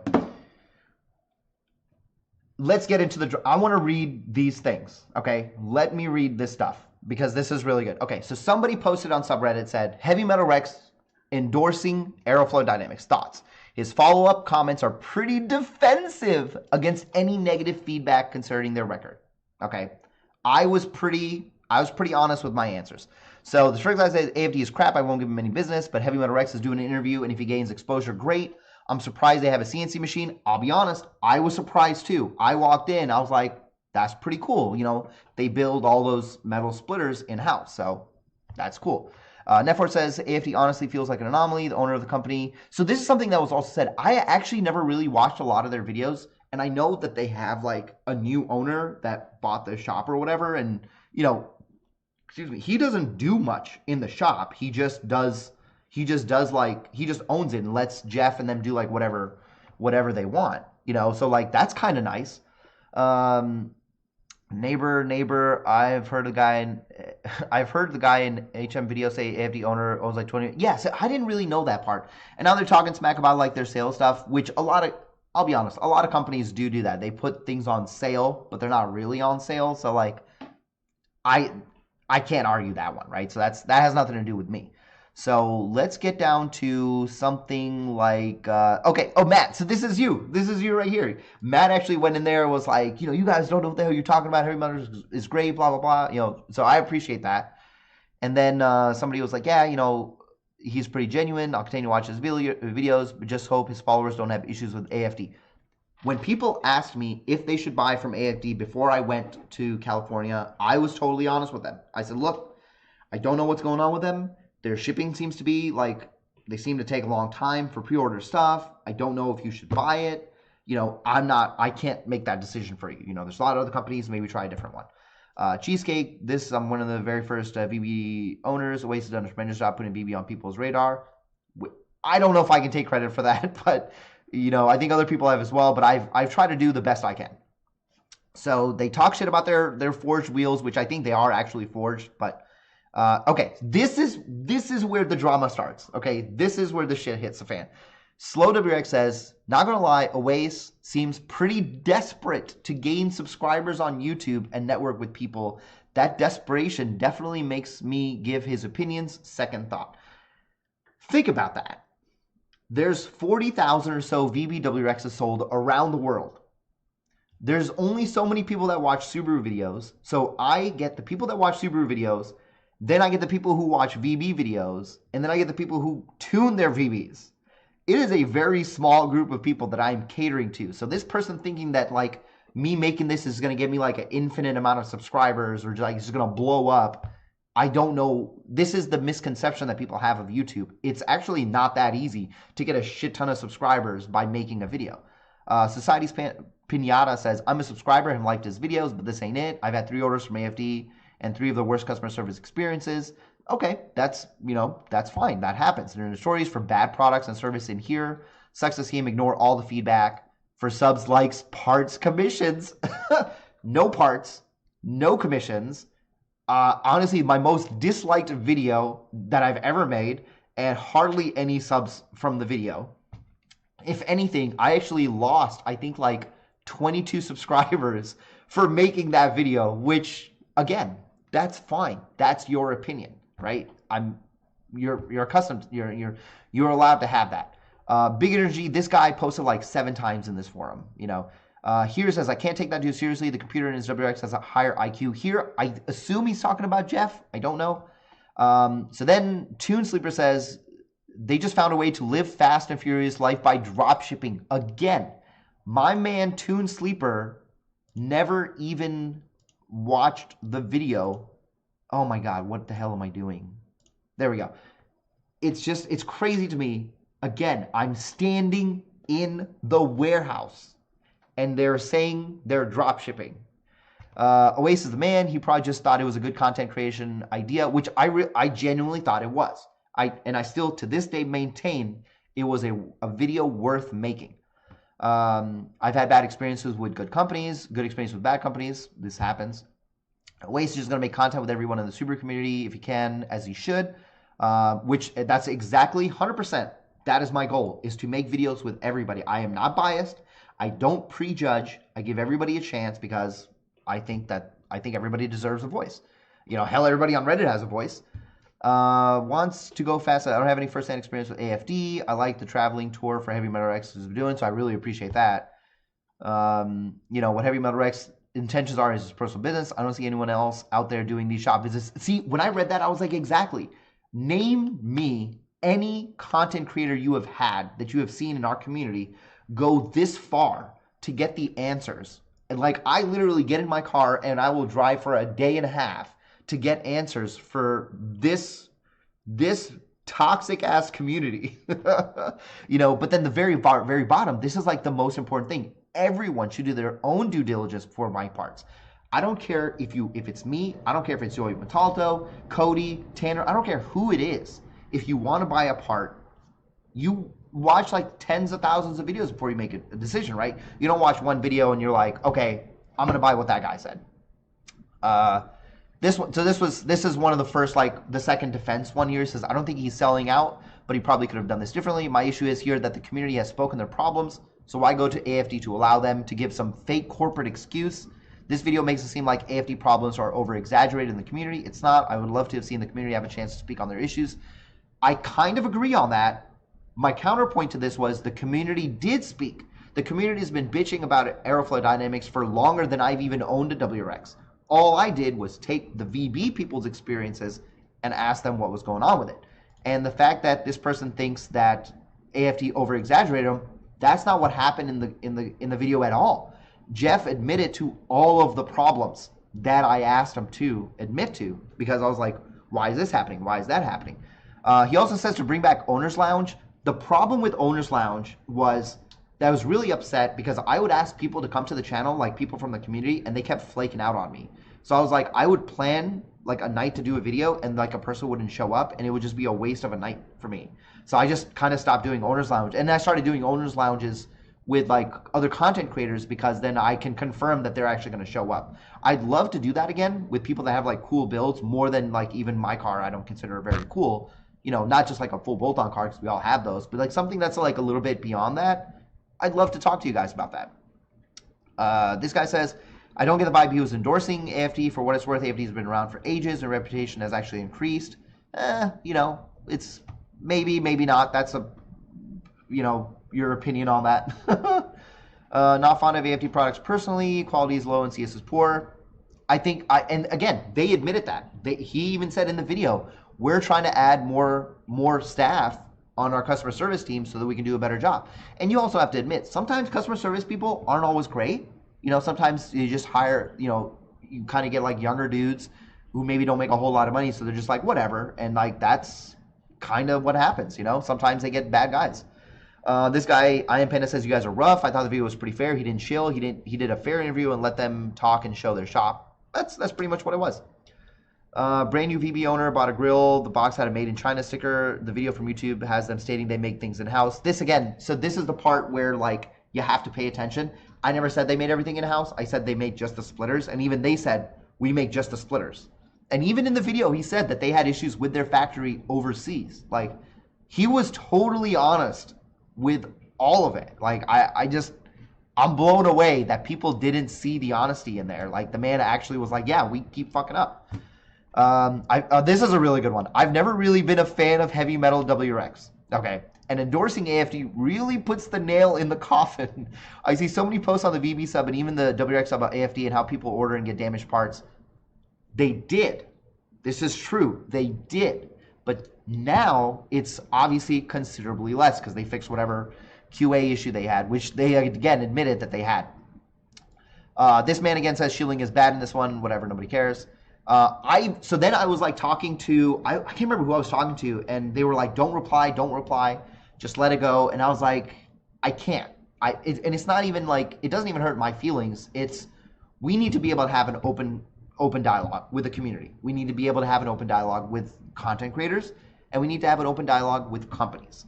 Now, the companies is a little bit harder because they'll do whatever they want. They won't always communicate, but we can talk. The community can talk, and the content creators can talk, right? We have an open dialogue.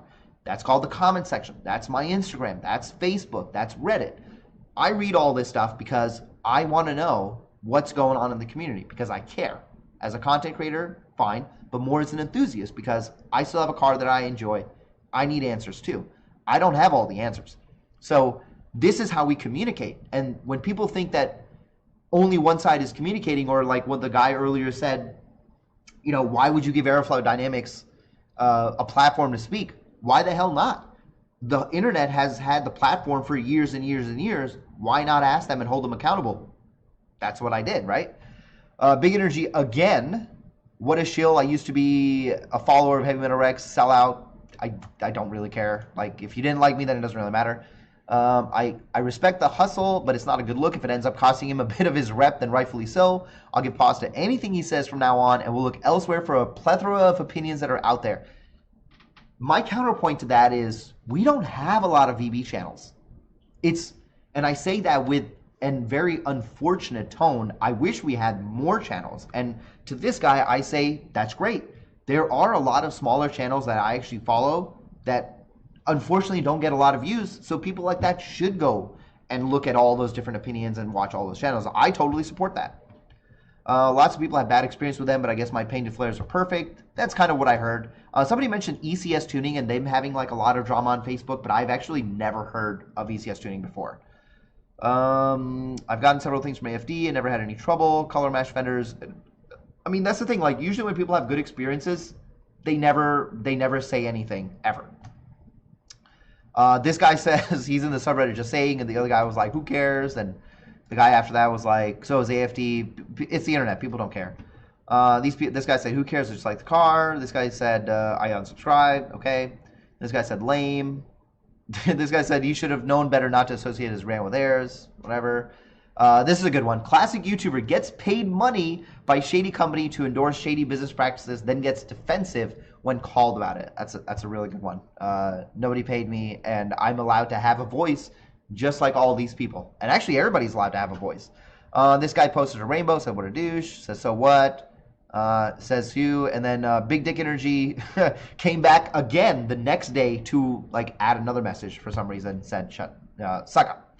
So that is all of that. And I was gonna make a video on this, and I probably still am. Just I don't even know. I may not even do it. So let me catch up on all these messages now. You guys have been talking all kinds of stuff.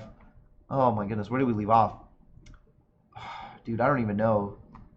Where Love Me Subs Media. Yeah, that's when Daddy Subaru popped in.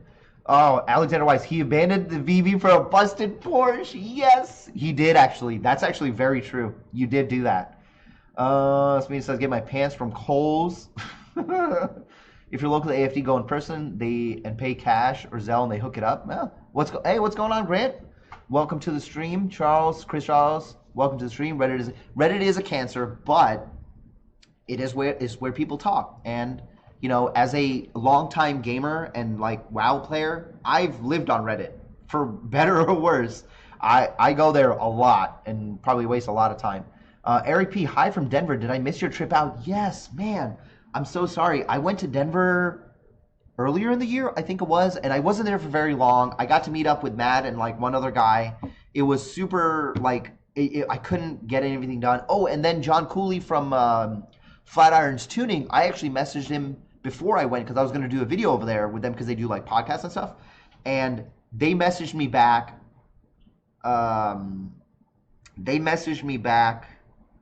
The day that I was leaving. So I didn't even get a chance to talk to them. Smalu, wait, AFD said don't respond. No, AFD didn't say don't respond. I was talking to a couple of my other buddies who were telling me like that there's a Reddit post about me, and I was like, man, I should go over there and say something. And like, no, don't say anything over there. You know, you're just gonna cause more drama. And I was like, no, I think it's fair. If we want to be able to talk, I should say something so that people can know, like, we can talk back and forth. We can talk about it. Subimot. Now people are talking about people talk about Subimots. Kelsey 93. Import Image has the cheapest inventory in sales. I got some people have issues. Yeah, the thing about import image racing is, they have the opportunity to have the biggest warehouse. This is like probably like I'd say close to the fact. I still want to go down there and make a video with them because like they're great people. They have like a really big warehouse, and the owner can buy pretty much everything and then resell it. So like that you can't really fight for that. Ways don't lie. You want a monopoly? A monopoly for what? What? I missed it. What are we talking about? Is it parts that I'm gonna start selling? KR4 Fish. I wonder if the Mustang guys are this toxic. Oh, dude, I can't imagine being in the Mustang community when all the other communities are toxic to you, and then you're like inside. It's terrible. Dustin let it slide. Not worth the time. The internet goes. The internet's gonna internet, but I'm a part of the internet now, right? As a content creator, whether I like it or not, I am a part of the internet. They're not going to go away, and I'm not going to go away, so we're here. Eric P, I got IR price match and replace missing parts without hassle. One part was yeah, see, that's the thing, because when you have a massive, like, support staff, which they do, they have a big support staff. I think they have a bigger support staff than Aeroflow.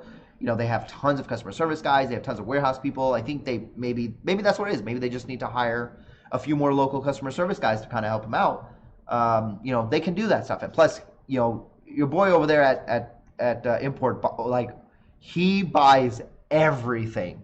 So there's always something to send you, like, immediately, So, and that's great for them, but it's also great for the community. Like, it's a fact. They can ship really fast. They've got the parts. There's really nothing you can do about that. Smalley says, I never said IR is bad. Just not a fan how they advertise their pricing. I mean, when it comes to, like, advertising stuff like that, at the end of the day, we're complaining about for-profit companies.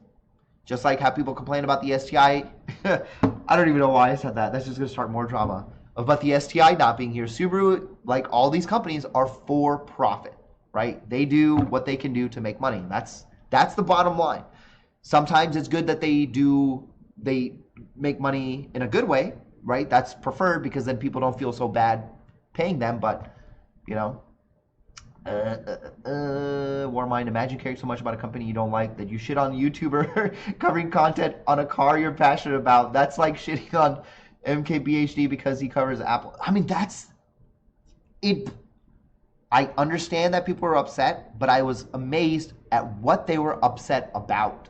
And I was just like, you can't please everybody, but I'm not going to stop doing that. I still want to go to Perrin. I still want to go to ETS, even though they won't ever invite me. I'm still going to show up. I'm going to go to Vermont Sports Car with my buddy one of these days. That is going to be, oh my God, that is going to be an amazing trip.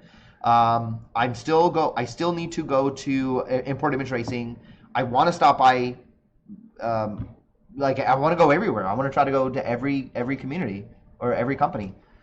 Smalley says, I don't know, I'm not invested in the VB community anymore. Got out of it for an EV and went into sim racing. Yeah, it's a hell of a lot cheaper. Irvin Salazar, what's going on, man? Hey, welcome to the stream. A lot has happened in the last, how long? Hour and 16 minutes. It has been a roller coaster. Warmind says, Mustang community is going to be even more toxic now their V8's going away. Dude, the Camaro community is probably crying, man. Yeah, it's like the Jeep community is never going to go away. Subaru community is never going to go away. Okay, let's talk about ETS for a second. ETS is great, right? I think everything they do with the ETS is amazing, right? I don't have anything against them. But last year or the year before, I made a video about ETS's intake. I'm going to show you. Okay. They are not going to like that I'm going to do this, but we are going to talk about this right now. So let me show you what I'm about to do.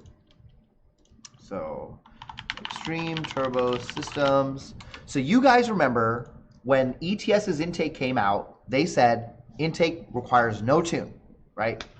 And everybody was like, oh, cool, intake requires no tune. But at that time, we did not have COB.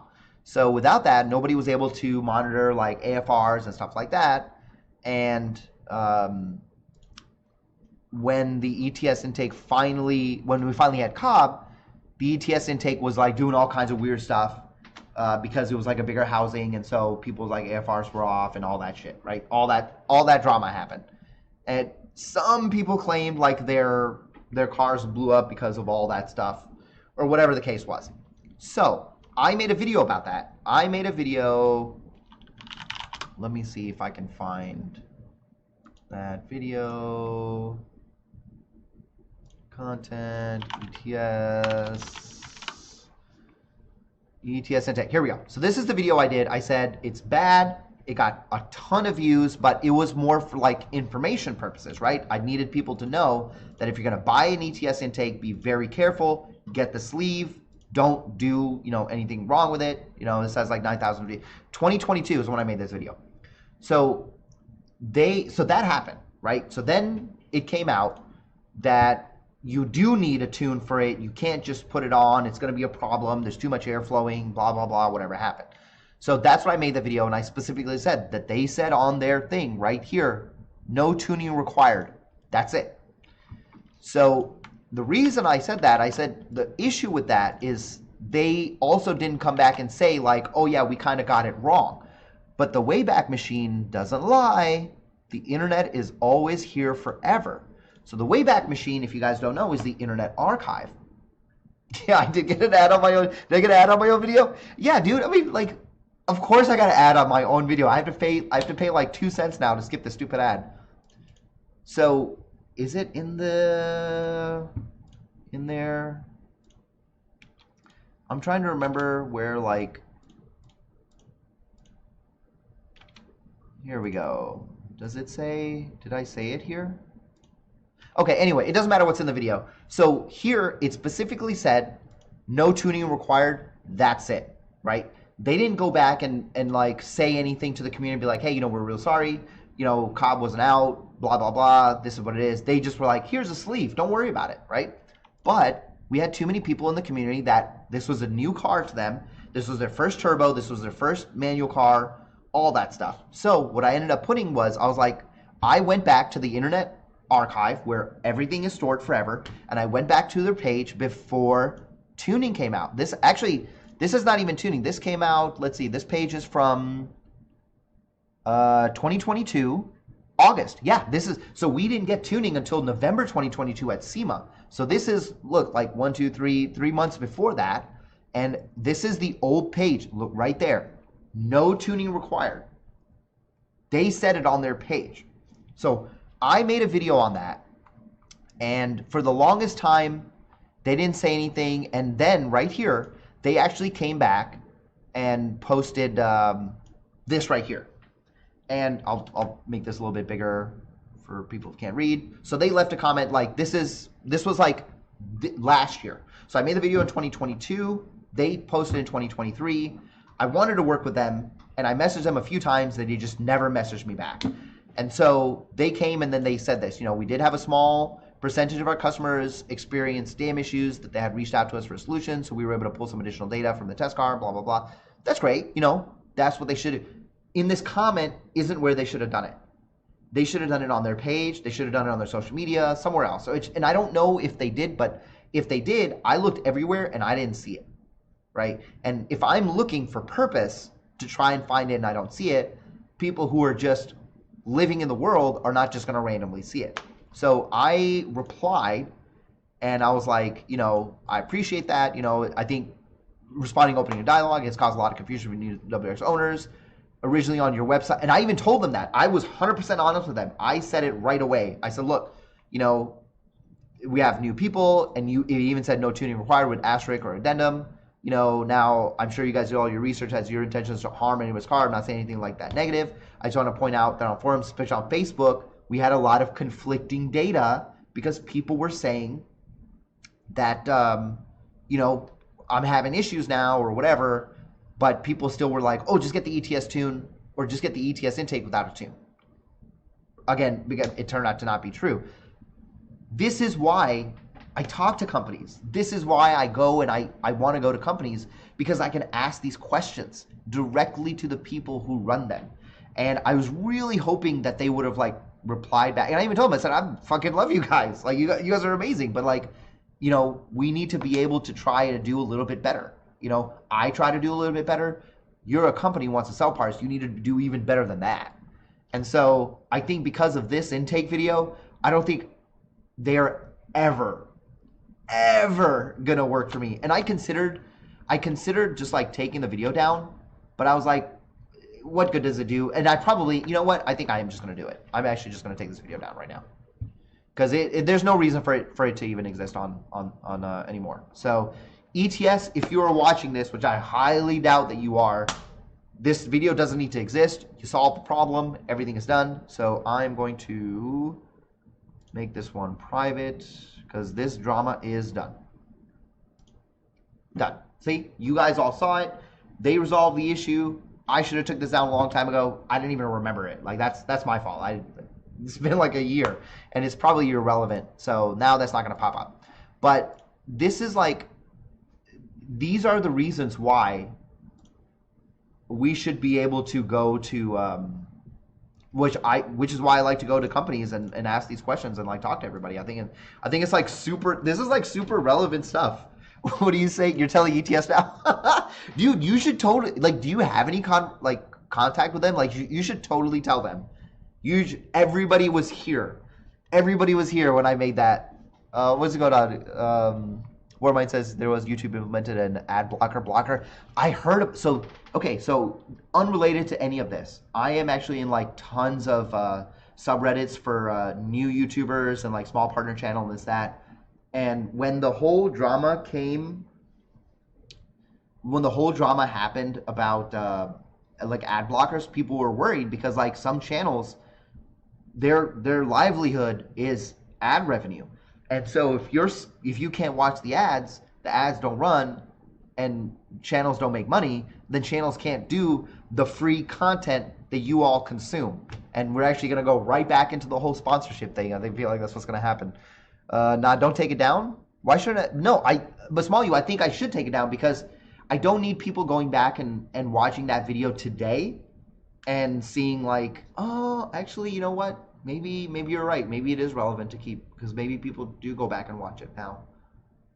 I don't know. Because I thought maybe I'd take it down because I don't want people to have the bad impression because I don't have an updated video of an ETS intake because they never sent me one. I asked them for one and they never sent me one because I wanted an intake with the sleeve so I could do a before and after so people knew what to do even when they get tuned. Some people were forgetting to take the sleeve out. But now you got me thinking. Now you got me thinking. You know what? Okay. You know what? You're right. I think I'm going to leave it. I think I'm going to leave it private. Or I'm going to leave it public. I think you're right. People should be able to go back and see that. So, let me do that now. I'm going to do it on stream because, like, people don't like to believe me. ETS, intake, public. Done. Okay. All right. Cool. That does make sense. I think you guys are right. We should leave it so that people can go back and watch it, and maybe eventually they'll send me another the sleeve, and I could do something. But yeah, actually you're right. The sleeve is actually it is relevant because people, if they're buying them today, you can run it with the sleeve, but like most tuners again still kind of recommend against it. But if you do run it, they tell you don't rip on it. But like the fat chance of that, like I'm not buying a WRX and not ripping on it. So either give me a tune or give me an intake I can rip with. ETS just sent him money to take it down. Oh my goodness. Yeah, Victorious F. Smedia's been here this whole time, just like straight up trolling me. Yeah, that's what everybody says, that ETS is like tough to get with. But I guess eventually everyone's just gonna have to work with somebody, right? The history of companies, yeah, you're absolutely right. Yeah, the history of how companies behave is totally important. I totally get it. Urban Salazar and I just watch it. What do you watch it? This exact video? Because that would be really funny. Sim racing is not cheap. Actually, I just bought a Logitech 923 upstairs, and I've been in the process of as in like I still need to go buy it. I want to get a racing rig and actually put it right here. Okay, the day I have a Raid Shadow Legends ad on my channel, believe me, I've made it. At that point, I am a real YouTuber then. Goodness. I had a guy buy my secondhand intake and I told him to run it with a tune, no other way. Dude said, nah, the sleeve is fine. Oh my goodness. This is, yeah, you can't really argue with people like that. Anyone ever used a Takeda colder intake that is closer to the OEM box? I didn't know they even made one. I know the Takeda, they got the Takeda exhaust, which was hilarious.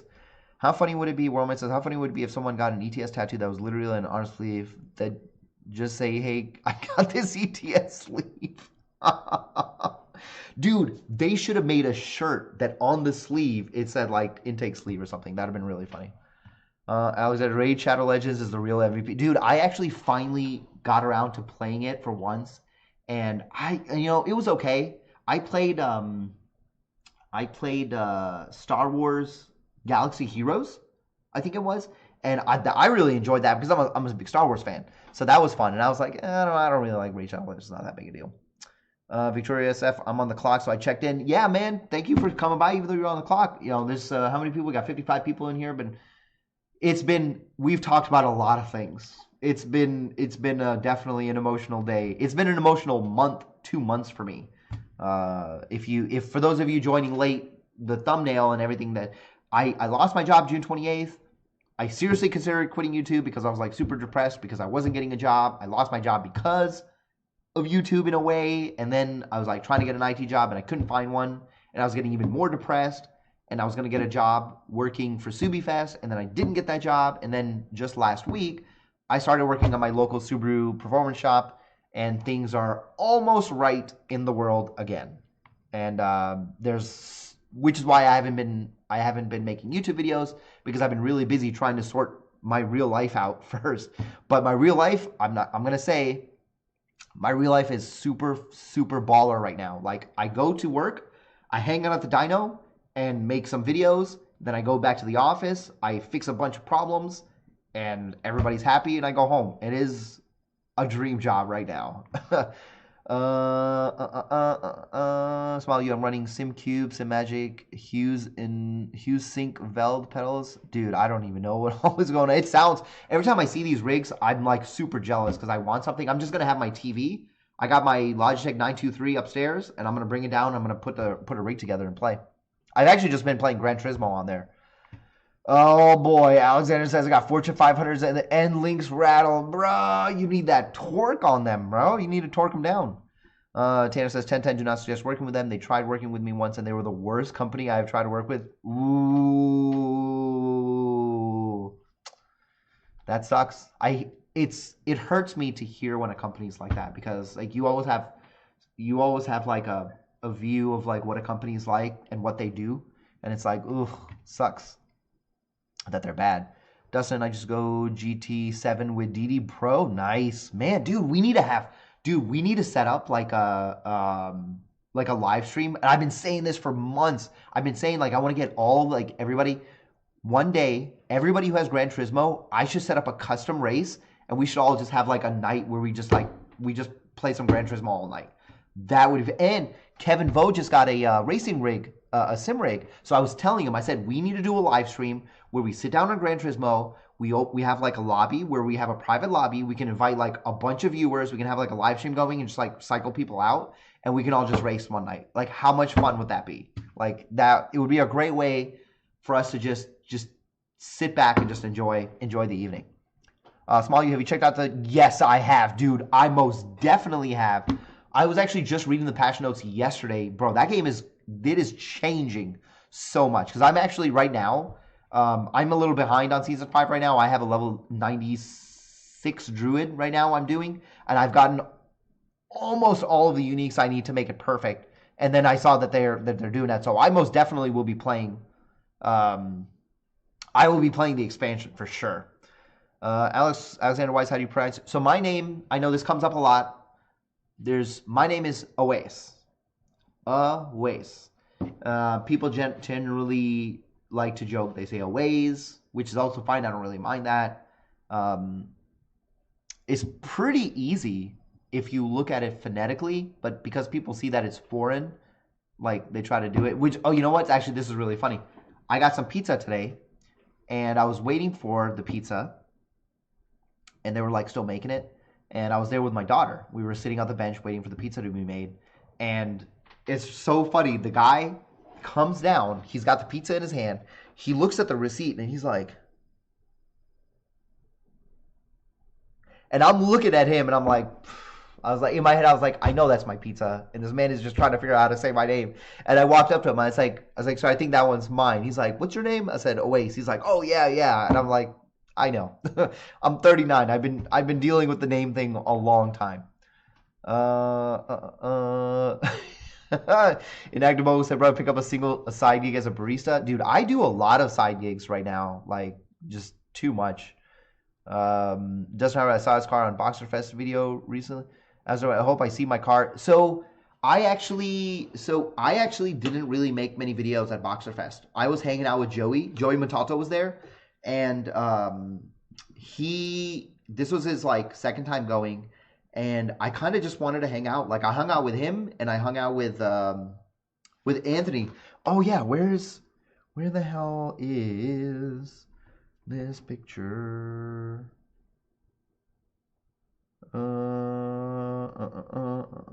Where is? I want to show you guys. When was Boxer Fest? That was. Here we go. So here's a picture. So I get really lucky.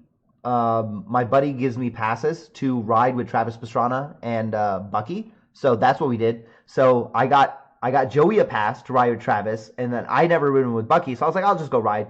And so it was really cool because like I got to basically like show Joey like all these cool things that normally only I would get. So I didn't even really make a whole lot of videos, and I just like I just hung out, and then I got to hang out. And then the rest of it, when D-Man finally showed up, when Anthony finally showed up, we just like went to lunch and just hung out. And I really didn't I didn't really make a lot of videos. Oh, Tanner, I got a picture with Brandon as well. I've known him for a long time actually on Facebook, but like I never really like watched any of his content or whatever. So I was able to like stop by and say hi. And for those of you that know, Travis and Rhiannon actually signed my daughter's dog. This is what I was holding in some of the pictures. So that was really nice of them. So unfortunately, I don't really have a whole lot of footage of that stuff. So Victoria says, you think a new STI is coming? If so, hybrid, full EV. So I've heard so many random things, and the people that claim that they know keep saying that it's going to be a hybrid, and it's not going to be out until like 2028, maybe 2030 even. And I'm like, fuck, I don't know. But whatever it is, I don't care what it is. I promised myself an STI in this lifetime. Whatever the next STI is, I'm getting it. However, I also promised myself an old STI, and I'm going to get an old STI as well. I don't want just like a new one. I still to this day, I want either like a blob eye or I want an STI hatch. Like an 11 to 14. So unless I can get one of these two, you know, I'll get the new one, but I want the old one as well. And Tanner's like, no, stop it. There's no new STI. I know, dude. It's probably not going to be. And I seriously consider that especially now that I work at Ecotech, I probably am going to pick up a project car next year. Not this year. I can't afford it this year. But next year, I think I'm going to pick up just like a busted ass shell, because tons of shells come through the shop, and get a shell, get an engine, and just like, but actually, I was actually telling my friend the other day, I said, I'm going to sit down, I'm going to open Tanner's videos, I'm going to watch all those how to put an engine in a car video, and then see if it actually works. See if somebody who knows jack shit can actually like follow those videos and do it. Warmind says, just get an office chair with a mock stick. Yeah, I was actually just going to do like PVC piping and just like put all that stuff together. Let me catch up on these. Tall metal fence says, if an SAI is coming out, I think it's going to be on the VB chassis. Yeah, it probably won't be, man. I don't know. Oh, dude, Smalley says N74. I saw that. Dude, I saw that they're coming out with one. I don't give a shit what anybody says that it's a Hyundai. I don't care. That car is beautiful. I think it is such a good looking car. Dude, where is it? Hyundai N74. Oh, man. Oh, man. Holy shit, dude. Oh, dude, it looks so good. When I first saw this car, I was like, wow, this better not be a concept car. And they put out the article yesterday that they said by 2030 that there might be one or something, but I don't think this is going to be a car that I'm going to be able to afford, right? It's going to be a very expensive car if it comes out. But God, what do you guys think? You guys like the shape? You guys like the shape of this car? I think it looks phenomenal. Yeah, I don't know if that's the thing. Like, I don't know how many they're gonna make, and that's the problem. If they are what they say they are, it's gonna be a limited amount, and it's not gonna be a lot of them. Let's see. How much did they say this thing made? 800 horsepower. Production starting in 2026. There's no way. Now this one says NC4 has a combined output of 670. Has 2 electric traction motors, each fitted to the rear axle. I don't know, man. I don't know what to believe, but I don't care. It looks beautiful. If by 2030, all right, this is it, Tanner, me and you. By 2030, if we have 1 million subscribers, we're getting one. We're definitely going to get one. Either that or we'll get the 2035 hybrid super electric Duracell STI, whatever the hell that is going to be. Let's see. They're like is it really going to be 350,000? Is that what they said this is going to be? Let's see. Is that true? Is it going to be... Oh my goodness. Are you going to bed? Are you buying it? Hey, I'll tell you. I'll make you a deal. Okay, here we go. All right, what's the deal? Have these on an N74 and we split custody. Oh You know, with all that gas that we're gonna save, we can actually drive it back and forth. You can have it every other weekend. Okay. Okay. All right. All right. And I'll have it the rest of the time. I'm good. Honestly, I'm good. I'm good. Because you'll have the credit score then to be able to get it, right? Dude, let's just get it now. Get How it. do we get Let's. this? We need to put down like a down payment. I got like $20. Dude, I wish I could just join your live. That'd be pretty sweet. We need to see. I think you can actually. I can't. You have to do Yeah. it through like Discord or something. There is a way to do live chat. Actually, YouTube just started doing that. That if you go live through YouTube, you can invite YouTubers, like other YouTube accounts. I'm pretty sure I saw that. So if I go live, because I'm using Streamlabs, that's why. So if I do, That's what I use also, Streamlabs. okay. So let me see. Edit description, delete forever. Yo, there's a way to do it, and I'm gonna figure out what it is. Spreading rumors about a new STI. Dude, Stop it. people keep spreading the rumor to me. I have to cover it. Like this is just what's gonna happen. The source was literally trust me, bro. That's Trust like me. that's the number one. That is the number one resource. Trust me, bro. Trust me, bro. Trust me, there's number one resource. All right, let's do that. We're buying an N74. Yeah, everybody says you guys good with that split custody, but we have to hit 1 million subscribers first. That's it. I'll get one anyways. That's it. I don't care. Yeah, actually, you know I what? want one. I can see it now. This is how it's going to happen. It's going to be a thumbnail of Tanner standing next to it like, I just got this N74, and then there's going to be a live stream talking about what kind of engine should we put in it, and then there's going to be another video a month from now. I'm selling my N74.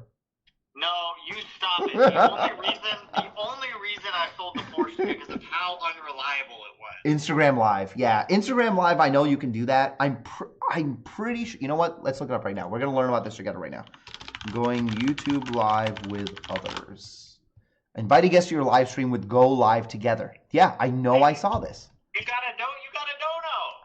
Eligible creators can invite a guest to a live stream with them using mobile phone to go live. Oh, you know what? I think it's click create live, click edit to select your video broadcast, toggle on go live together, enter your metadata.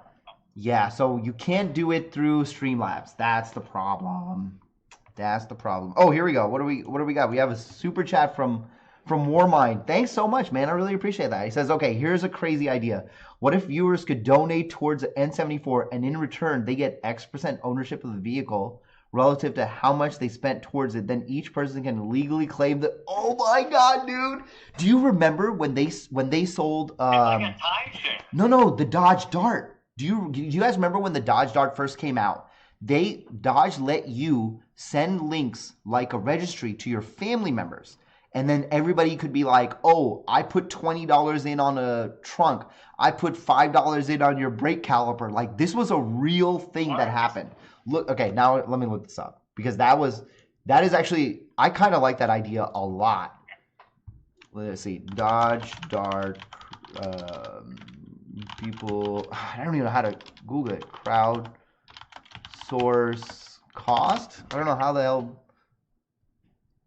Timeshare, lol. That's exactly what it's a timeshare of a car. Yeah, credit card payment site, except yeah, this is right here. Yeah, you could fund the car, and other people could fund it. The site, which is run by Rocket Hub. Yup. It was literally a GoFundMe. Yeah, that's what it was. But the idea was like the Dodge Dart was coming back for like a younger crowd. What the hell is these ads? Do we have pictures of it? I remember this because when I saw it, I thought that the Dodge Dart, when it first came out, I thought it was awesome. I was like, wow, that's really cool. But do they have... Yeah. Anyone over 18 can sign up, configure a Dart to their liking, and launch a crowdfunding effort to raise money to buy it. Oh, wait, so you should get a Dodge Dart. Honestly, they have that Rally Edition. And You could be heavy metal Dart. Oh my goodness. It's too late. I have...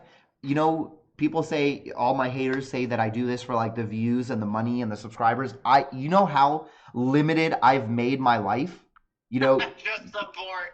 You Oh my God. Victorious, this is so funny. Thank you so much for the super chat. Hey, look, we already got $20 from Warmind. We got $20 from Victorious F. How much is it? 350,000? We're almost there. Oh my goodness, that is such a funny idea. Funny story, when my last blew, I went to test a new Elantra. Oh, are we talking about Elantras now? Is that what's going on?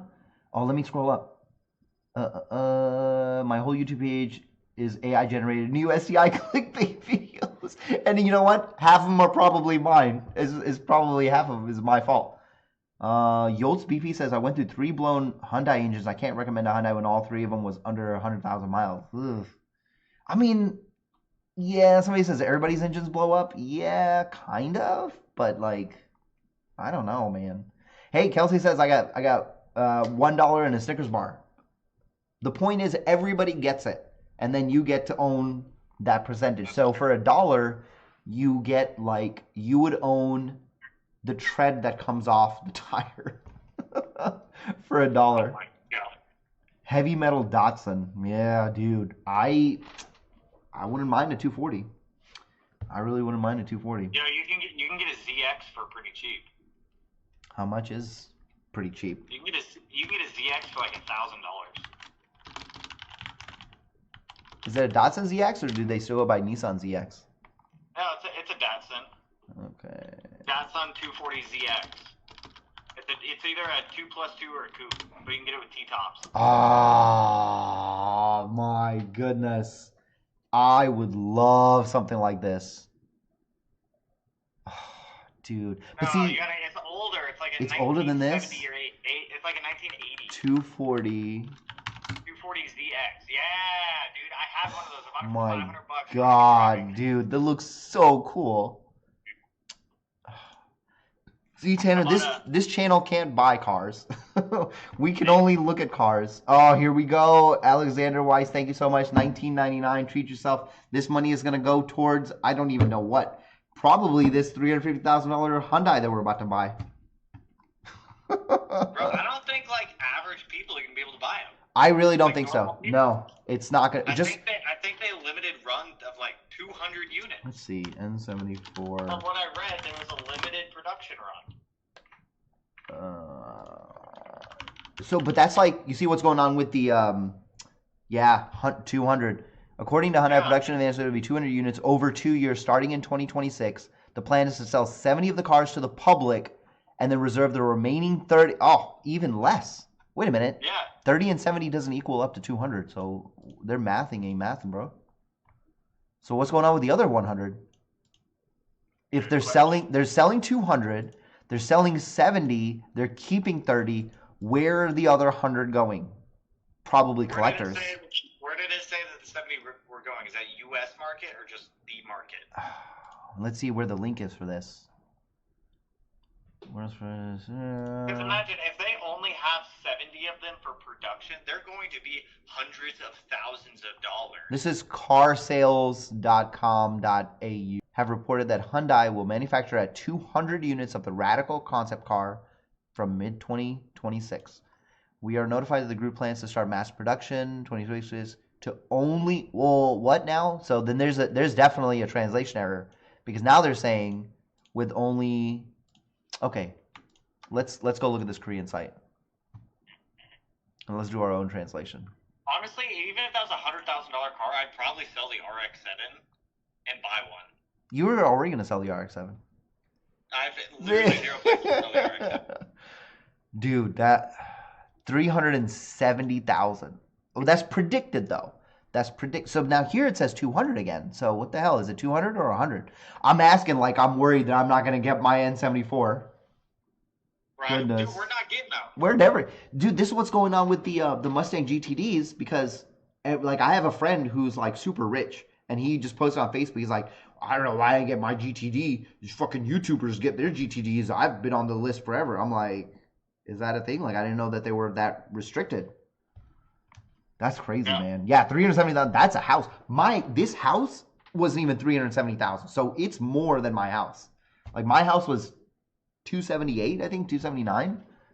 How much? 279. Not your house. The number that we're talking. They say projected 370,000. For the N74? Yep. $370,000. Yeah, ain't gonna be no $100,000 car. To get that thing. which means as soon as people buy them, they're gonna then turn around and appreciate. Flip them and sell it for $500,000. Yeah. Hey, look, people. I'll just keep buying my blown up old cars. People refuse to pay $34,000 for an Elantra, and they ain't paying $350,000 for no Hyundai. I'll tell you that. I could realistically see them selling it for like 120. God, but look. Realistically, I could see 120 out of that car. Dude, look how good it looks. Oh, and I love the wheels. I love everything about it. What is stopping us from building one? I don't have enough paper mache. We put an LS engine in something. We buy like an MR2 as a shell, and then just make that body kit, put some turbofan wheels on there, Damn. crazy wing, bam, we got our own N74 with an LS. Goodness. Dude, what the hell is that? Oh, is that the new Elantra N? Okay, that looks worse. Yeah. The only thing I like is that N74 from Hyundai. God, it looks so damn good. Because it's such an 80s shape. To me, it's like I'm watching, what was that movie with that old racer, Wraith. It reminds me of Wraith. Or The Wraith. I mean, there's going to be 200 units. No way. Yeah, it's definitely not 100. Yeah, if it ends up coming out, it's going to be over 100. Alexander's Wise said 19,000 subs for $20 each, and you got that's the math right there, man. That's the math. If we get 19,000 subs to each give us $20, we both got a car. We both got one. Let's go ahead and put the order now. I feel guilty asking people for money. I don't want to do that. I know, dude. I used to put a blurb at the end of my video just saying, like, if you want to support the channel, just like pick up a membership. But I'm like, I don't even do it anymore. I don't even ask. I'm like, look, if you want to subscribe, you want to give me money, that's your business. Just keep coming back and watching at least. Yeah, I think the production is going to be low. I think the reason is because, like, but it's also like this whole hydrogen system. Like, it's going to be quite the unique car. But I look forward to seeing how many Hindenburg experiences we have with these on track. You think Corollas are catching on fire? Where do you get hydrogen? They said that's what it's going to be. It was supposed to be like a hydrogen car, right? Yeah, but where are you supposed to refuel it with hydrogen? Where the Hindenburg got refueled. Like, where do you get more hydrogen to refuel your N74? Sheets is going to have a hydrogen pump. You just know it. Right? Well, okay, all right. Let's see. Let's find out the real answer. Like, what? Okay. Okay. Third, build a unique twist on hydrogen power with the N74, which will combine battery electric and. How do we get the hydrogen? Are we electrolysing our own water to get the hydrogen? I think the idea is there's a special system that the engine has, that the car has, that lets you do it. So the engine is going to perform hydrolysis for you to separate the oxygen from the hydrogen, and then use the hydrogen as fuel. What happens to the oxygen? You breathe it. Does it just move it out into the air? You breathe it. It goes into the cabin. All right, there's got to be like a how it works section. Dude, I can't stop looking at these pictures. Ever since these pictures came out, I go back and I look at them from time to time. They look awesome. Do they have a working model of this car yet? Yeah, the video, at least the video that they showed when they released this, I assume this is this was the one that was running, right? Guys, like in chat, like they had a video of this running, didn't they? It wasn't AI generated or anything? Like, it's an actual. I'm pretty sure it was a working N74. Oh, look at this video. The biggest thing to avoid when buying a Subaru. Don't make this mistake, guys. Don't buy the Subaru, period. That's the biggest mistake. What's the biggest mistake? They got you, didn't they? They got you, didn't they? Mistake? I've fallen for his clickbait. I've watched his videos a lot. He actually reached out to me a year ago, and he was like, I want to do a podcast with you and Kevin Vo and Alex Martini. And I was like, to be considered in this group is fucking amazing. Make it happen. And then I never heard from him because they were probably like, we don't want to do the podcast with YouTube nobodies. Well, but now I'm gonna do it. Not a nobody, Awais. According to Reddit, I'm a nobody. Bro, people on Reddit are mean. I've read some of those Reddit stories about myself. Like, they post about me too, man. They can be mean. But, I mean, at the end of the day, it don't matter. Are they really mean? So next time they start talking shit about me, I'm gonna be like, hold on, guys. But what about Tanner though? Like, let's talk about Tanner.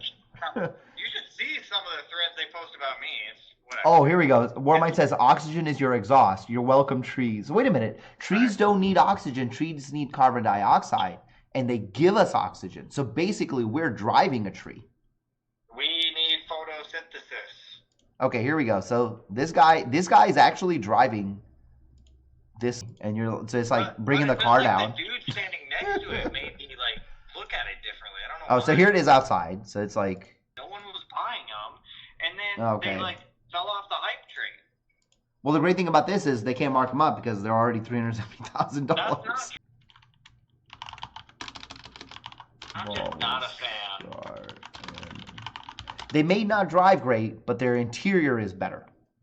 Like, it is a much more driver-focused car. Are you talking about like better than older Hyundai or better than other brands? Oh no, I'm comparing the interior of like Elantra N versus the interior of a 22 WRX, or because I can't even add any WRX before 22 WRX because that's like a base model hard plastic crap interior. But I can't pick any other WRX because they're even worse. That's true. Why don't you pick a different car? Well, no, I was just comparing, like, because this still comes up as a comparison, you know, Elantra N versus VB, and some people are like, well, you know, pros and cons here or there. The Elantra N's front-wheel drive. It is front-wheel drive, but again, the interior is really nice. Yeah, but that's really, still two really cars. nice. You're comparing an all-wheel drive to a front-wheel drive. If somebody wants an all-wheel drive car, they're not going to be looking at a Hyundai, because most people who want the all-wheel drive are probably living somewhere where there's inclement weather. But people still, the cars that are shopped, GTI, Civic Si, WRX, and Elantra N. You know what the best car on that list is? Civic Si. GTI. Truthfully, if you want a really fast car, yeah. But now you get a GTI with a DSG. Yeah, now you won't even be able to get a manual anymore. Starting 2025, that's done too. What is this? Alexander Weiss says there are a few places to refill in some city buses that run on hydrogen, but the infrastructure isn't in America, and it's more common overseas. This, I believe, America needs to figure some things out with what's going on with their hydrogen. What's this? Blackfoot 2-2 says, "You're not, bro. Trust me, think about it. A month ago, I purchased my WRX. It is my first brand new vehicle in 14 years, and after I got it, I went straight to YouTube to learn, get ideas, and you helped." You talking about me? Warbind brings up a good point. What's going on? Warbind, dude, you gotta stop with the money. I appreciate it, but you guys don't need to do these super chats. I know how the N74 could be better. Oh, man. Dude, pop-up headlights. Yeah. Headlights are only the greatest headlights. They are the best headlights. Okay, all right. So now I gotta pull this up again. Hyundai N74. My typing is so bad. Okay, dude, and it's got the shape for pop-up headlights too. They go right there, Yeah. Imagine they pop up and then they've got those little like sleeper eye looks. Oh man, that would be amazing. Yeah. Just like a little pop up. They don't even got to be a big pop up. You know, like these pop-ups. Like they're longer instead of bigger. Well, maybe not quite as big, but you know what? I don't care. I still like these two. I love this car. I would love to own one of these. There's one of my wife's friends from high school has a yellow E-Spirit, and I'm mad. What is this? A Lotus. See, that pops up too much. That's too much of a pop up. Now we're going down the rabbit hole of other cars I like, and I'm gonna forget about the Hyundai for now. Yes, bro, talking about you. Oh man, thank you so much, Blackbird. I really appreciate that. I'm glad that the things that I say resonate with people, and you get some good examples. Is it you said you just got it? A month ago. Well, it's time to mod. It's 1 month too late. Time to mod it up. Pop-up headlights or new vehicles are unfortunate. Yeah, that's the thing. Pop-up headlights died, and it just sucks because like pop-up headlights on any car makes it that much better. Dude, they're way smarter. If you hit a pedestrian when your pop-ups are down. Oh yeah, I guess that's. You just gotta turn the pop-ups down before you hit a person. Oh, dude. This is not for you guys, but like okay, this is a really funny story. Some of you guys know Flatline WRX, Brad. He's got a YouTube channel. And I think like one day I was making a video and I was sitting like this and I guess I was holding on to something and I was like flexing. I wasn't flexing. I just was holding on to something like that. And he made some comment about like, oh man, why you gotta flex in your thumbnails like that? Now you're making me go to the gym or whatever. Well, he went to the gym and now he looks like a beast. And I stopped going to the gym for like 8 months while I made YouTube videos. Now I'm fat and I'm like really upset about that. And that's that story. And so he just said, them biceps resonate. Oh, man. I got to get back into the gym. Nathan Cross says, so sad how we can't have pop-up headlights. You haven't been going? We made a deal. I have been. I've been on and off. We made There was no deal. We made a deal. Okay, maybe we need to have a new deal. I've been keeping up my end of the deal. I've been depressed. Which is actually more of a reason for me to go to the gym. But I've been playing Diablo, actually. That's exactly what I've been playing. I've been playing non-stop Diablo. You know, I'm not mad, I'm just disappointed. Oh, Dad. Oh, it's true. You should be. Just got a 23 WRX with 8K miles. Previous owner dumped 5K into it. Sold it to me for 31. Wow. Okay. That's pretty good. Did 6 different mods already, 1K in mods. That's good. There's the great thing about, I think what really helped the VB is like we just have so many options and people can kind of do whatever. Diablo is more depressing. What'd you say? What'd you say, what actually helped the VB? You getting one? Port injection. Oh yeah. Hey, I mean they got. If Subaru put Toyota's D4S system on the VBWX like they do the VRZ, that car would be unstoppable. Did you see? You probably don't keep up, but Process West has a let me see if I could find it. You're talking about a port injection kit? Yeah. Well, and a manifold. Yeah, right here. This manifold. But the problem is still the ECU. Well, then you The problem is still spending $8,000 on an ECU that can do it properly. Well, because of the way that. Well, the way my bank account's set up, Yeah, it ain't set up for this. It ain't set up for port injection. My bank account needs port injection too. Bro, if Toyota just put the D4S, Toyota owns 20% of Subaru. Well, I mean, I heard rumors. Again, I'm not about to start this, but like I heard rumors that Toyota is slowly lessening their investment because after they don't make another GR86, that kind of goes away because that's why they had that investment. So they get those sweet, sweet boxer engines that everybody loves so much. What, the ones that they're blowing up because they put a pound of sealant inside of the oil pan? Look, everybody loves cake. Everybody loves cake. So I don't know. That things could change. Things could change a lot. Diablo, I'm still at Diablo is more depressing. It is not depressing, okay? I am enjoying being depressed and just going around destroying the shit out of everything. It's just fun. Small you don't really care what Google says. Mine's lease, not an issue. Let's all start lifting because I just recovered enough from a Yeah, we should actually all start lifting. We really should. I have a full, I'll show you. I have a full, this is my full basement. I have a full gym. I could do lots of things. Oh, also, right there is, where my sim rig is going to go. I'm just going to push all those toys out of the way. I need to just get there and just start doing it. I was doing a really good job. Yeah, I know. I failed. I went back to the gym to keep you going, so I would keep going. This is how it works. This is actually how it works. We just help each other.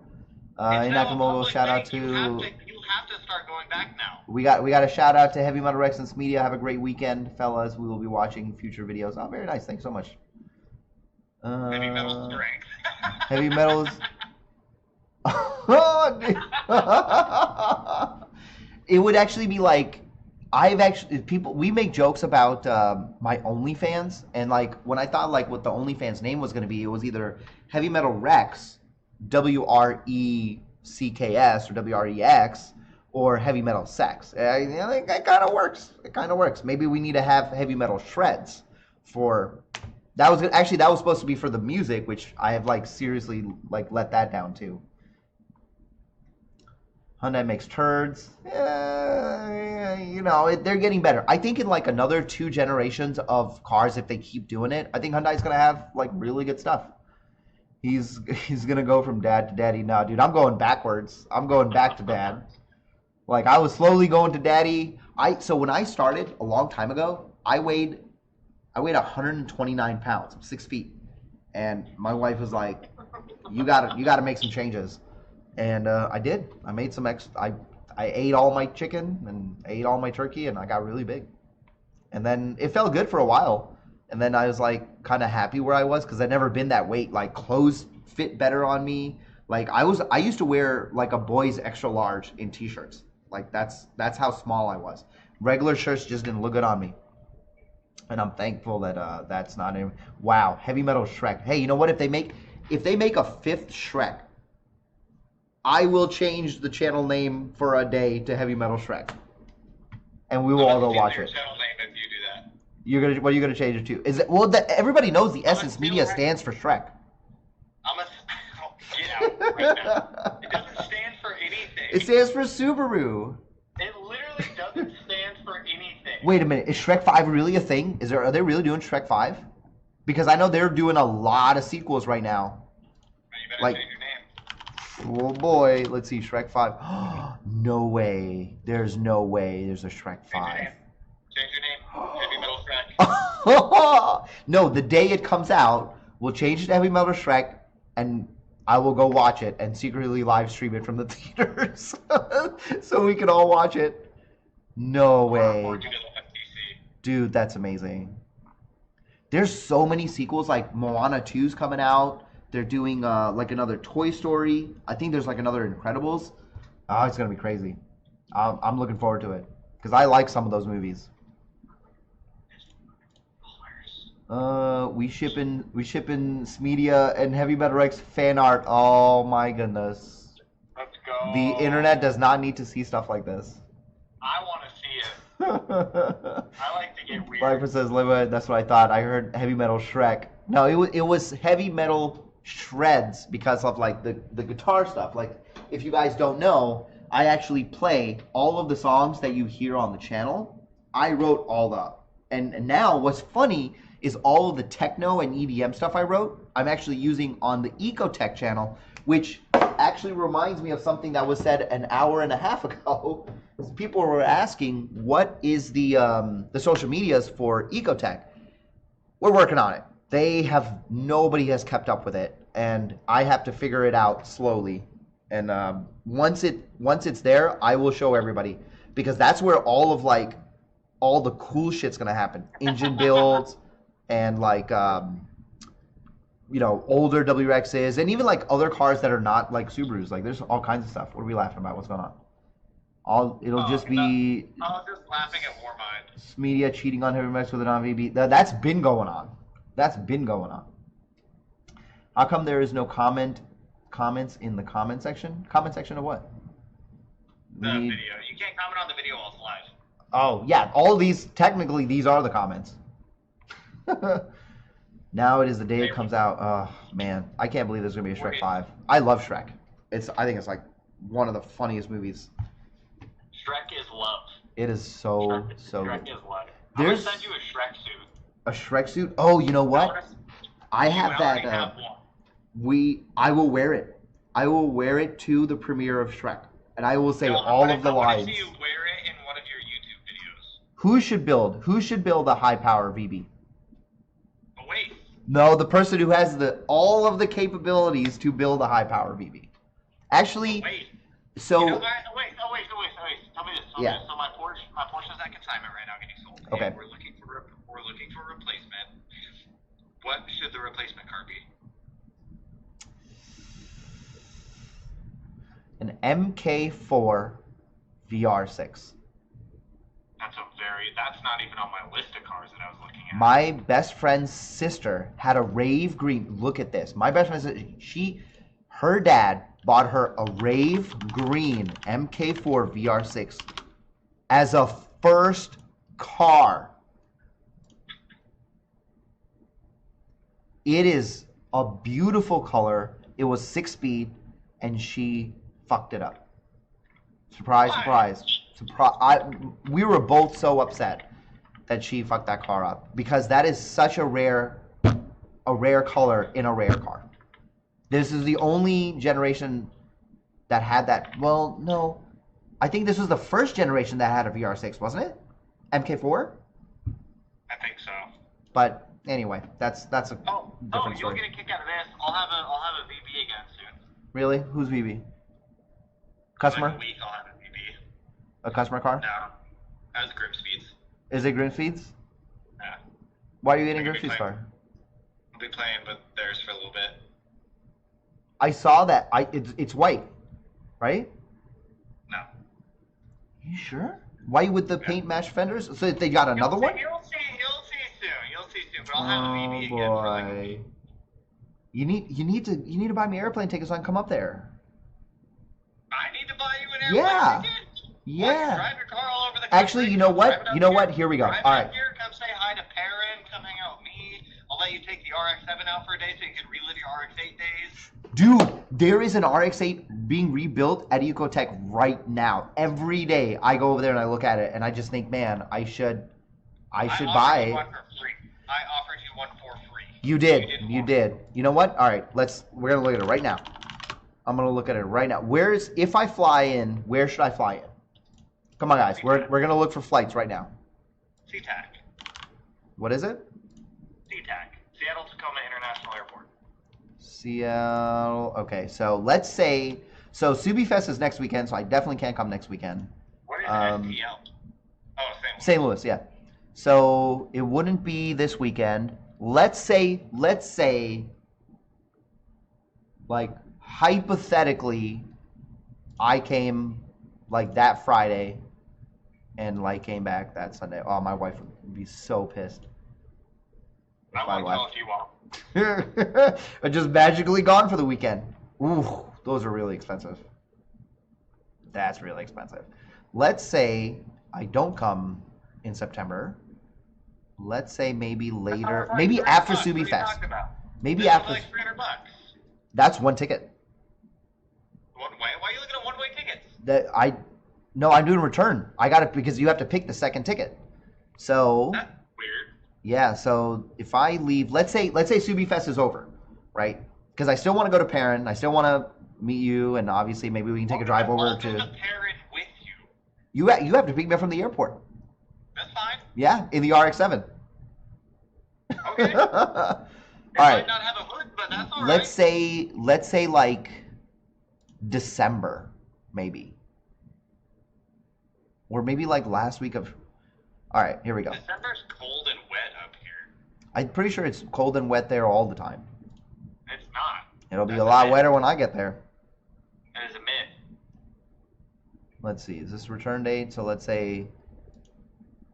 Oh, that doesn't make sense. Go back. Spirit Airline. There you go. What did he say? What's going on? Big time. Spirit Airline. Oh my god. I want to make it there in one piece. What's wrong with Spirit? I fly Spirit.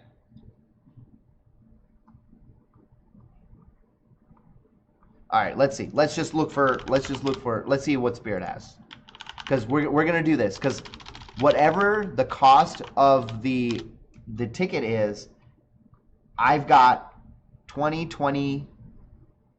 $49. No, $20, $40, $59 in super chats right now that I can put towards an airplane ticket to come to Seattle. I'm gonna change that. Hang on. Oh my goodness. Is it super chat, membership gifting, super stickers? Let's see. What's the maximum? I can send you $500. Well, there you go. There you go. The internet wants you to send me $500. Seattle, Tacoma. Let's see how much it is first. Let's see how much. Okay, let's say I come at the end of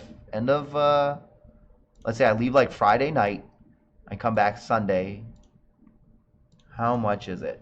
$20? And they just like strap me to the bottom of the wing? What, for Spirit? Yeah. They put you in cargo hold. That's better than being strapped on the wing.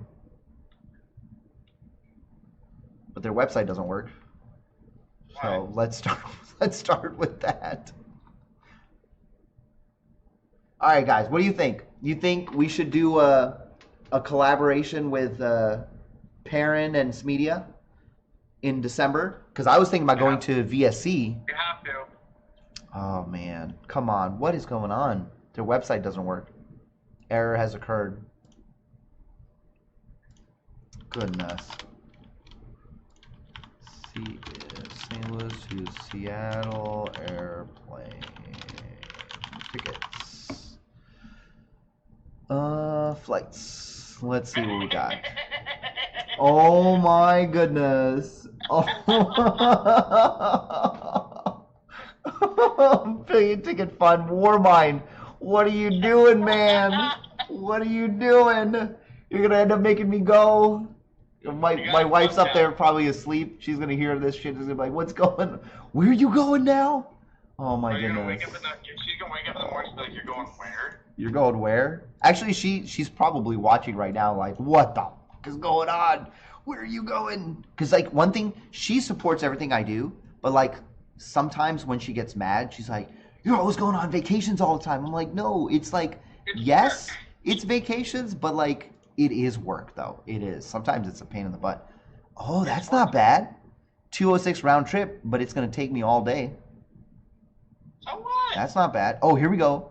29 hours for 108.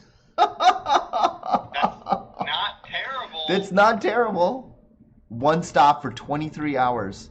Oh, the stop is 23 hours. Oh, my goodness. Yeah, the layover is 23 It's an overnight layover, so I'm going to be... I'll just live stream from the airport all night. Oh my God, Warmine, thank you so much. I think we're gonna do this now. Swing in the big D. Chris, swing in the big D. It's actually not a vacation, it's a workcation. This is exactly what it is. I was gonna say, last time I flew Spirit, I had 3 buzz balls and was wasted because I don't know, altitude makes you drunker. Oh my goodness, it does. Oh man. See now if we do this, then like I'll tell Jeff and be like, "Yo, open up the garage. I got a bunch of people coming with me. Just have everybody that knows I'm coming in Seattle just show up at Perrin." Yeah, her sixth sense is kicking in right now, dude. Yeah, no, actually I heard her walking earlier, so I don't know if she's even asleep. She might actually be awake. Victorious have chances of becoming a spirit flying with spirits. Oh, whole Cosmos says you'll be a spirit and ghost when you're there. And if they have Boeing, oh boy, I don't even want to think about that, dude. Like, Boeing actually is here in St. Louis. I've applied to work at Boeing so many times. And then after the whole Boeing nonsense happened, we actually have quite a few people in our community that, like our Subaru community, that actually work at Boeing still. Really? Yeah. I mean, they think it's great, but they don't build the planes. They do, like, other stuff, so. Yeah, they build the planes over here. I have so many friends that work at Boeing. Oh, in Seattle they do that? Yeah, all the planes are built out of here. Oh, that explains it. I used to do aerospace before I did YouTube stuff, dude. You wouldn't believe half because I was an inspector. You wouldn't believe half the stuff that they would pass through inspection. Oh, that's what happened. You stopped inspecting them. Right through. The day Tanner, god damn it. You guys heard that? He used to be an inspector. He stopped inspecting them, and now the planes are shit. It's my fault. It is. It's starting to seem like it. It's my fault. All right, so this is actually... Oh, you know what? This is not even... This is October 24. We definitely can't do that. So I've got a wedding to go to. So let's do... So the 29th, come back the 1st. Let's see. Let's see how the prices go. Ooh, most prices go up. Yeah, you got to fly on a weekday to make it really cheap. Let's see. Hey Mel. If a waste comes up, should we take him out for sushi? Obviously. Obviously. Yeah, look. For sushi. November 9th. Oh, but see, you're going to be in SEMA. Because SEMA is the 8th, isn't it? Yeah, don't pick SEMA dates. Yeah, but look how cheap they are. Like that whole week, or that. I mean, see, I can't go at the end of October. That's the problem. My whole October is booked. Yeah, and then prices go up for the holidays. Even 206, even like 150, that's not bad. Bro destroyed his sweet flat 6. Do not know I'm putting another oh, dude. in the STI? I have another EG. Dude, getting another EG33 put in it. First, everybody triggered me and all the drama that happened to me. Now we're about to trigger Tanner because of the flat 6. Everyone's like, he gave up on the flat 6. Oh, He's man. done with it, all this. Like, don't get me wrong. I had a momentary lapse of judgment where I didn't know what I was doing, but that car is literally sitting in fat with another EG33, literally mocked up in the trunk. It is a rear engine STI with an EG33. Yeah, if you guys didn't hear that, he said he's just buying a VB and he's just gonna trash the whole STI. He's done with it. Get out of here. I'll throw hands with you too. Yols BB, have a good night, brother. I'll see you in Daytona. Yes, I will definitely be seeing you in Daytona. I look forward to both those trips. It's gonna be October is gonna be a lot of driving. I'm victorious on that. Basically, gotta have your own personal assistant reminding you where to be. Where is that? Where did I miss? Spitting coolant. Yeah, if you guys don't know what's going on with that car, it's coming back. It's going to be very interesting. I really look forward to seeing what's going to happen for that.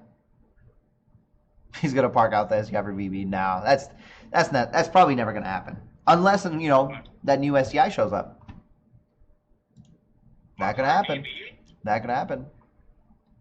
No, the new whatever new STI is. But I don't know. We'll see. Dude, the FA engines, they just don't tickle my fancy all that much. Yeah, and we talked about that. Like you've had cooler cars. This is like this, and still I love the VB. It's still not the coolest car I've ever owned. The coolest car was the RX-8. For what it is. Don't get me wrong. It's a fantastic car for what it is, but it's just like there's something about it that it just didn't tickle my fancy all that much. Golf All-Track? What's a Golf All-Track? It's a wagon. Small U says get a Golf All-Track built. Oh yeah, because we never talked about what car you should get after you sell the Porsche. So we have 4 that we're looking at. I'm actually curious to see what your stance is. Out of these 4 cars, which one would you pick? All right, let's hear it. Honda Civic Type R in FK8. Love it. A 890 Supra. Oh, love it. F80 M3. Pass. Really? Yeah. Okay, and the 4th car was a CD6 Grand Sport Corvette. Ooh. Out of those 4 cars, which one would you pick? Supra. Really? Hands down. Why did you immediately say no to the M3? I don't like BMWs. The Supra is a BMW. Yeah, but it doesn't look like a BMW. It looks like a Supra. I love the shape. That new Supra is beautiful. But there's a type of person who looks at a BMW and says, that's my personality. And usually that personality is dickhead. See, I look at a Subaru and I say, that's my personality. And that personality is dickhead. It's true. It's true. But no, You would pick the Supra.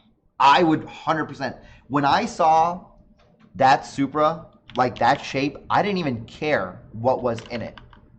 I think it is such a beautiful car, especially in reds and yellows, and blues. Look at that shape. And the rear. The Supra is a BMW. That's what I said. And that's okay. That's okay. It can be a BMW on the inside. But on the outside, that's a Toyota design. That is a beautiful looking car. And every time I see one in person, I just tell myself, I wish I could just sell everything I have and buy an A90. I really do. I would. If I could actually buy one and selling my WRX got me there, I'd probably do it. I'd have to get another WRX, but I would love to have one. I'm surprised you didn't even think about the FK8 too much. You were just like, eh. Because, it is a fantastic car. It really is great. And actually, you guys, do I have my camera here? I actually got a chance to drive the new Type R when I was in California, which this is another video I'm sitting on. I haven't even posted it. Jeff from Airflow let me take the Type R out twice. And I had so many problems with trying to film because California is so busy. And then I tried to go through the mountains and the mountain road was shut down because of the fires. But if it drives anything like the new Type R, God, those cars are so damn good. But I heard that the SL5 is a more refined version of the FK8. Dude, it is the The steering is nice and heavy and weighted. It is so nice. It revs really high, so it's got that VTEC that everybody wants. It is such a smooth power delivery. I was actually hard-pressed to even feel like that there was a turbo in it. Like, it was a smooth car, very comfortable seats. It is a quality car. And for the money, it has to be. It has to be that good. I mean, that's true. I mean, everyone's marking them up, dude. The Supra is a big Toyota clown shoe. Yeah, it does. It's got a unique shape. If you look at the Z4 from BMW a long time ago, let's see. They literally call it a clown shoe. Just like look up BMW clown shoe car. What year? I don't think it was the Z4. Oh, clown shoe? Oh, BMW clown shoe car. BMW clown shoe car. Wow, that's like a thing. It's like a weird wagon. Oh, dude, I love these. You know what I'm talking about? Yes, right? This is like. Wait, am I showing my face? Yeah, this is like one of my favorite BMWs, and really, this is one of my favorite Ferraris. Oh my god. Are you starting to realize a trend? I like weird, shitty looking cars. I know exactly what you're talking about. As soon as you showed me that BMW, I'm like, yeah. I do like the FS. And because it was like one of the first all-wheel drive Ferraris. Was it not? You're wanting to go. Maybe are you wanting to go new school or old school? Honestly, I don't have a preference. It just can't be like a project car. That's my only stipulation with the new cars. It cannot be a full-on project. Like it has to work. Okay, yeah, what do you guys think in the chat? Supra or the first gen Type R or Supra? Let's see. Can I do a poll? Put the F80 there we go. Also. Okay. All right. So ask the question. Add option. Here we go. Okay. So Gen 1 Type R. FKA. Technically, a Gen 1 Type R is old. Okay. Oh yeah, I guess like old like okay. All right. So FK8, A90 Supra. What's the BMW? F80 M3. F80 M3. And then there's also the Vet. And it was a very specific Vet. The C6 Grand Sport. C6 Grand Sport Corvette. Here we go. Case swap of Vet. Which car should Tanner get next? This is it. Whatever the answer is here, you gotta get it. I'm not agreeing to this. You gotta get it. Before you post this, I am not agreeing to He is going to buy whatever car wins this poll. No, go. We're going to there see it what is. we can find for the best price in a good quality. He's got the money. Don't let him fool you. He's got the money. Pick the car. Oh, there he goes. Crazy. He's got the car. Dude. Wow. Oh, okay, there's an FK. Dude, I was going to say, the FK didn't get anything. It's winning, man. It's 69. That's it. It wins. Done. I knew it would. 69. I knew it would. Oh, the Grand Sport got a few. Uh-oh. We got some Corvette people coming in. Dude, the Grand Sports are sweet. It's like Let me pull that up. It's the wide body version of the Grand Sport. I guess I don't really know about it. You know what? Drew Peacock just got one. A C6 Grand Sport? I'm pretty well. I don't know if he got a. I don't care if somebody else has it. Yeah, what did he get? C6 ZR1. He got a ZR1. Imagine not buying a car because somebody else bought one. Yeah. That is the simplest thing I've ever heard. Yeah, you can't buy it now. It's done. That's it. It's can't buy it. One car per YouTuber. All right, look who's winning. I knew that would win. Like, it's not even a question. BMW. Wow, a BMW beat another BMW. Oh my God, how'd that happen? What are people saying? The Supra is BMW, unless it's named manual Supra.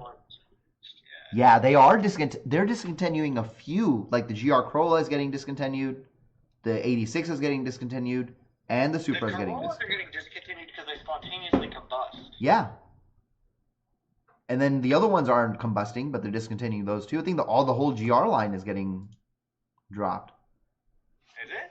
That's what I heard. Let's see. Is Toyota going back to only doing Priuses and they had their fun. They're like, Subaru, you go ahead and make that STI now. We had our fun. Right. The cars are getting discontinued. The Venza, the Avalon, the Yaris and Yaris hatchback. Oh, dude, the FJ Cruiser was like the coolest thing they ever made. No, it's not. Yeah, remember? I like weird shit. Hey, you know what Toyota's not discontinuing? The Corolla? Tacoma. Dude, oh, what about a Dodge Magnum SRT8? Back to the N74, look up the Liberty Walk Ferrari 308 GTB thoughts. Back to the N74, the Liberty Walk Ferrari 308. All right, let's see. No, dude, it looks good. Liberty Walk Ferrari 308. Let's see. Oh, yeah. Yeah. Tanner, buy that. Can you buy that? Yeah, let me just. How much is that? How much? How much? Dude, you need to start a live stream. Take Warmind with you. He'll get you at least some way there. Do you want to do a live stream together tomorrow night? What is tomorrow night? Yeah, I don't think I'm doing anything tomorrow night. Let's do it. Oh, that's a wide body kit, isn't it? So the kit is 12,000. But does anybody selling an actual Ferrari? Let's go to shopping. Let me just poop all this money out the waste. Like, it's a superpower that I well, have. if you and Melanie just like put your finances together, and she takes about 6 loans, and you take out about 4 or 5 loans, and then we can both have. Actually, all 3 of us can then have a Ferrari. Great. Now I'm getting eyeballs. How much is it? Let's see. How much is the 3.8 already? And then maybe we can build our own. Tell you what, when we're done building our own N74, we'll build our own 308. Bro, I'm building a Subaru right now. Okay, just let me build that. Okay, so the pole, yeah, 57%, A90 Supra. N64. Did you hear Melanie? No, I didn't. She said, "You go buy your N74. I'm gonna go play my N64." She was rolling down the street in her N64. Right. Ferrari's a money pit. Yeah, that's what Alex Martini says, but man, still got one. I could pay for the air freshener. It's Warlock. Tundras never die. So we're actually looking about. We're probably gonna go next week to go look at Outbacks. Buy a Tacoma. I said that too. But that's it. That's all I have. I also said, actually, I said we should buy a 4Runner. Dude, having like legit Tacoma is so nice. Like having just a small truck to be able to carry stuff in, toss stuff in the bed, all that. It is really nice. We have some competing opinions here. Some people say the FJ was awesome. People say Tundras never die. Ferraris are a money pit, yes. Build a Saturn. Supercharged Ion. That's an option. Saturn is dead. Not if you build it. See if you can even get parts for a Saturn anymore. Look at this. A 2005 Ion Redline Supercharged. Look at that body. It even has an STI wing in the back. Look at that. Old Cosmos knows what's up. Whole Cosmo, what did you say? Ferrari's money pit, aftermarket support. You want to see it? You have. You're like almost there. You have the truth. Have we not gone off-roading in the Tacoma? We have a couple times. But he was supposed to go up and take it to the mountains and do like the video with the GoPro and the. I'll film it. Yeah, at least like the cool clips with the drone. Yeah, I didn't even use it yet. That's what I want to see. Anyway, see if you can get parts for Saturn anyways. Let's see. I don't think you can. Parts for Saturn Ion. Genuine Saturn Ion parts. There's no way they still make parts for these things. Let's see. On a 2005. Yup. For the red line. Look at this. Look at this. Parts. Okay, you want a transmission? Here we go. Look, you can buy. You can't buy the transmission. Just because they have that doesn't mean they stock these parts or make them. Brake components. Discontinued, discontinued, discontinued, discontinued. Weird. Well, this is where. Look at that. Look at all the discontinued. Look, you said you can fabricate all kinds of cool stuff. I've seen your shop. You even have a stove. You can't fabricate a starter. Fabrication means you literally make it from scratch. I don't want to make a. What am I going to do? Melt some aluminum down? Yes. You need to make the molds. Yeah. A Citroen 20 VO. If it's the car I think that it is, that would be amazing. Yes, it is. It is what I thought it was. Scion TCs are low-key cool. One of my daughter's friends at her school, her dad still has a Gen 1 manual Scion TC from the first day that he bought it. Do you remember the supercharged ones? They came out supercharged. That was the second generation. I don't care what generation. It was cool. And supercharge.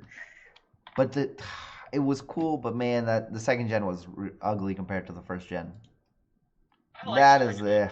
This is where it was at. First gen TC is the best. Oh, Citroen. Oh, what about the Steve Urkel car? What was the Steve Urkel car? That's what you need. You like the first gens? Yeah. You're crazy. What was this? This was like some BMW, wasn't it? BMW Isetta? Yeah. There you go. Build one of those. Dude. Oh my God. This is kind of like the cars. See, if I won the lottery, I wouldn't buy like useful cars. I would buy the shittiest cars that I've ever liked in my history of my life. And it would just be a garage full of crap. And this would be one of them. Warmind, oh my goodness. What are you doing, bro? You like Catfish Camaros? Okay. I love Catfish Camaros because there was, the Red Ranger had a Catfish Camaro. Yeah, see? The Red Ranger had a red Camaro. How do you not like the Catfish Camaro? It's basically my childhood. I don't like them, but... Look at that. Oh, that's so awesome. Was it from Turbo? I don't even remember. It's been so long. Stupid Pinterest. All right, I'm looking at the time. It's time. I got to go to bed. It's 11 o'clock. It's, this has been super fun. This started out really, really emotional. And there was a lot of things said by a lot of people. And then we read a lot of things that other people said. And then you showed up. And then everybody said, go buy. And then everybody said, go buy a Supra. Which, you got to do it. You got to do it. It did win the poll. Oh, the Australian people are now waking up. TJ, what's up from Australia? Man, that's, one of my favorite things about talking to people is like, I will get messages from people in Australia at like 2 o'clock in the morning. And I'm usually awake and I'm like, man, I got to answer them. I got to like find out what they want. And usually it's like, what's a good place to buy parts? Because apparently there's like not a lot of places in Australia to buy like cosmetic parts. But then I always tell them, I'm like, do you want to pay extra for shipping? Like that's going to be extra for shipping for you. And they're like, fuck it, I'm just going to buy it. I figured it'd be cheaper. They could get stuff straight from Japan. I've had people in Australia hit me up. I bought parts for them and shipped them to Australia for them because they couldn't get them or they couldn't order them. That's not a bad idea. That's not a bad idea. I've helped a couple buddies over in Australia with that stuff. It's 2:20 p.m. in Australia. Man, I have a cousin that lives in Sydney, and he's been telling me that I should come down there. I've always wanted to go. My sister went, and it was great. One of these days, Heavy Metal Rex is gonna come down under. Wait, that sounded too much like Arnold. All right, guys. This has been a lot of fun. Thank you for joining me this evening. Thank you for letting me tell you my long-ass convoluted story about how I was going to quit and then I didn't get jobs and I got jobs and now like whole other shit's happening. I will get back to you. There will be more videos coming next week. Probably at least one video next week. I still have a ton of stuff to do at work, but I'm super happy doing it because it is a really fun job. I'm loving it. And People that want to just watch more car content in general. Like you missed it earlier, but like we had a 770 horsepower 2JZ turbo IS300 on the dyno yesterday. That was fucking badass. You know. If you want to buy a 2J, I got one. I think this guy might need one soon. I'm joking. No, his car. Yeah, his car ain't gonna blow up. But thank you for joining me this evening. I hope you guys have a wonderful Labor Day weekend. I know it's a 3-day weekend. I'm really excited. We're going to possibly go see there's a Japanese festival in the Botanical Gardens in St. Louis. So if you're in the area, go check it out. And Shrek 5. Have a great night, everybody. Tanner, thank you very much for joining. Tomorrow, I will see if I'm free. I might be free. We should definitely try out this go live together thing. I think that'd be fun. We can do that. And then we can just talk about all kinds of stuff. So, bye guys. Be safe. Have a great weekend. It is actually right here. One last thing. Keeger 4 official set is midnight snack time. That is exactly what I'm going to go do. I am going to have a bunch of snacks before I lay down in bed. This is why I don't go to the gym. This dad bod is coming in. I was in Carlos, VB Carlos's video, and like I was turned sideways and all I could look at was my stomach. And I was like, wow, what happened? I let myself go. Terrible. Yeah, well, Cosmo says, waiting for that flight. All right.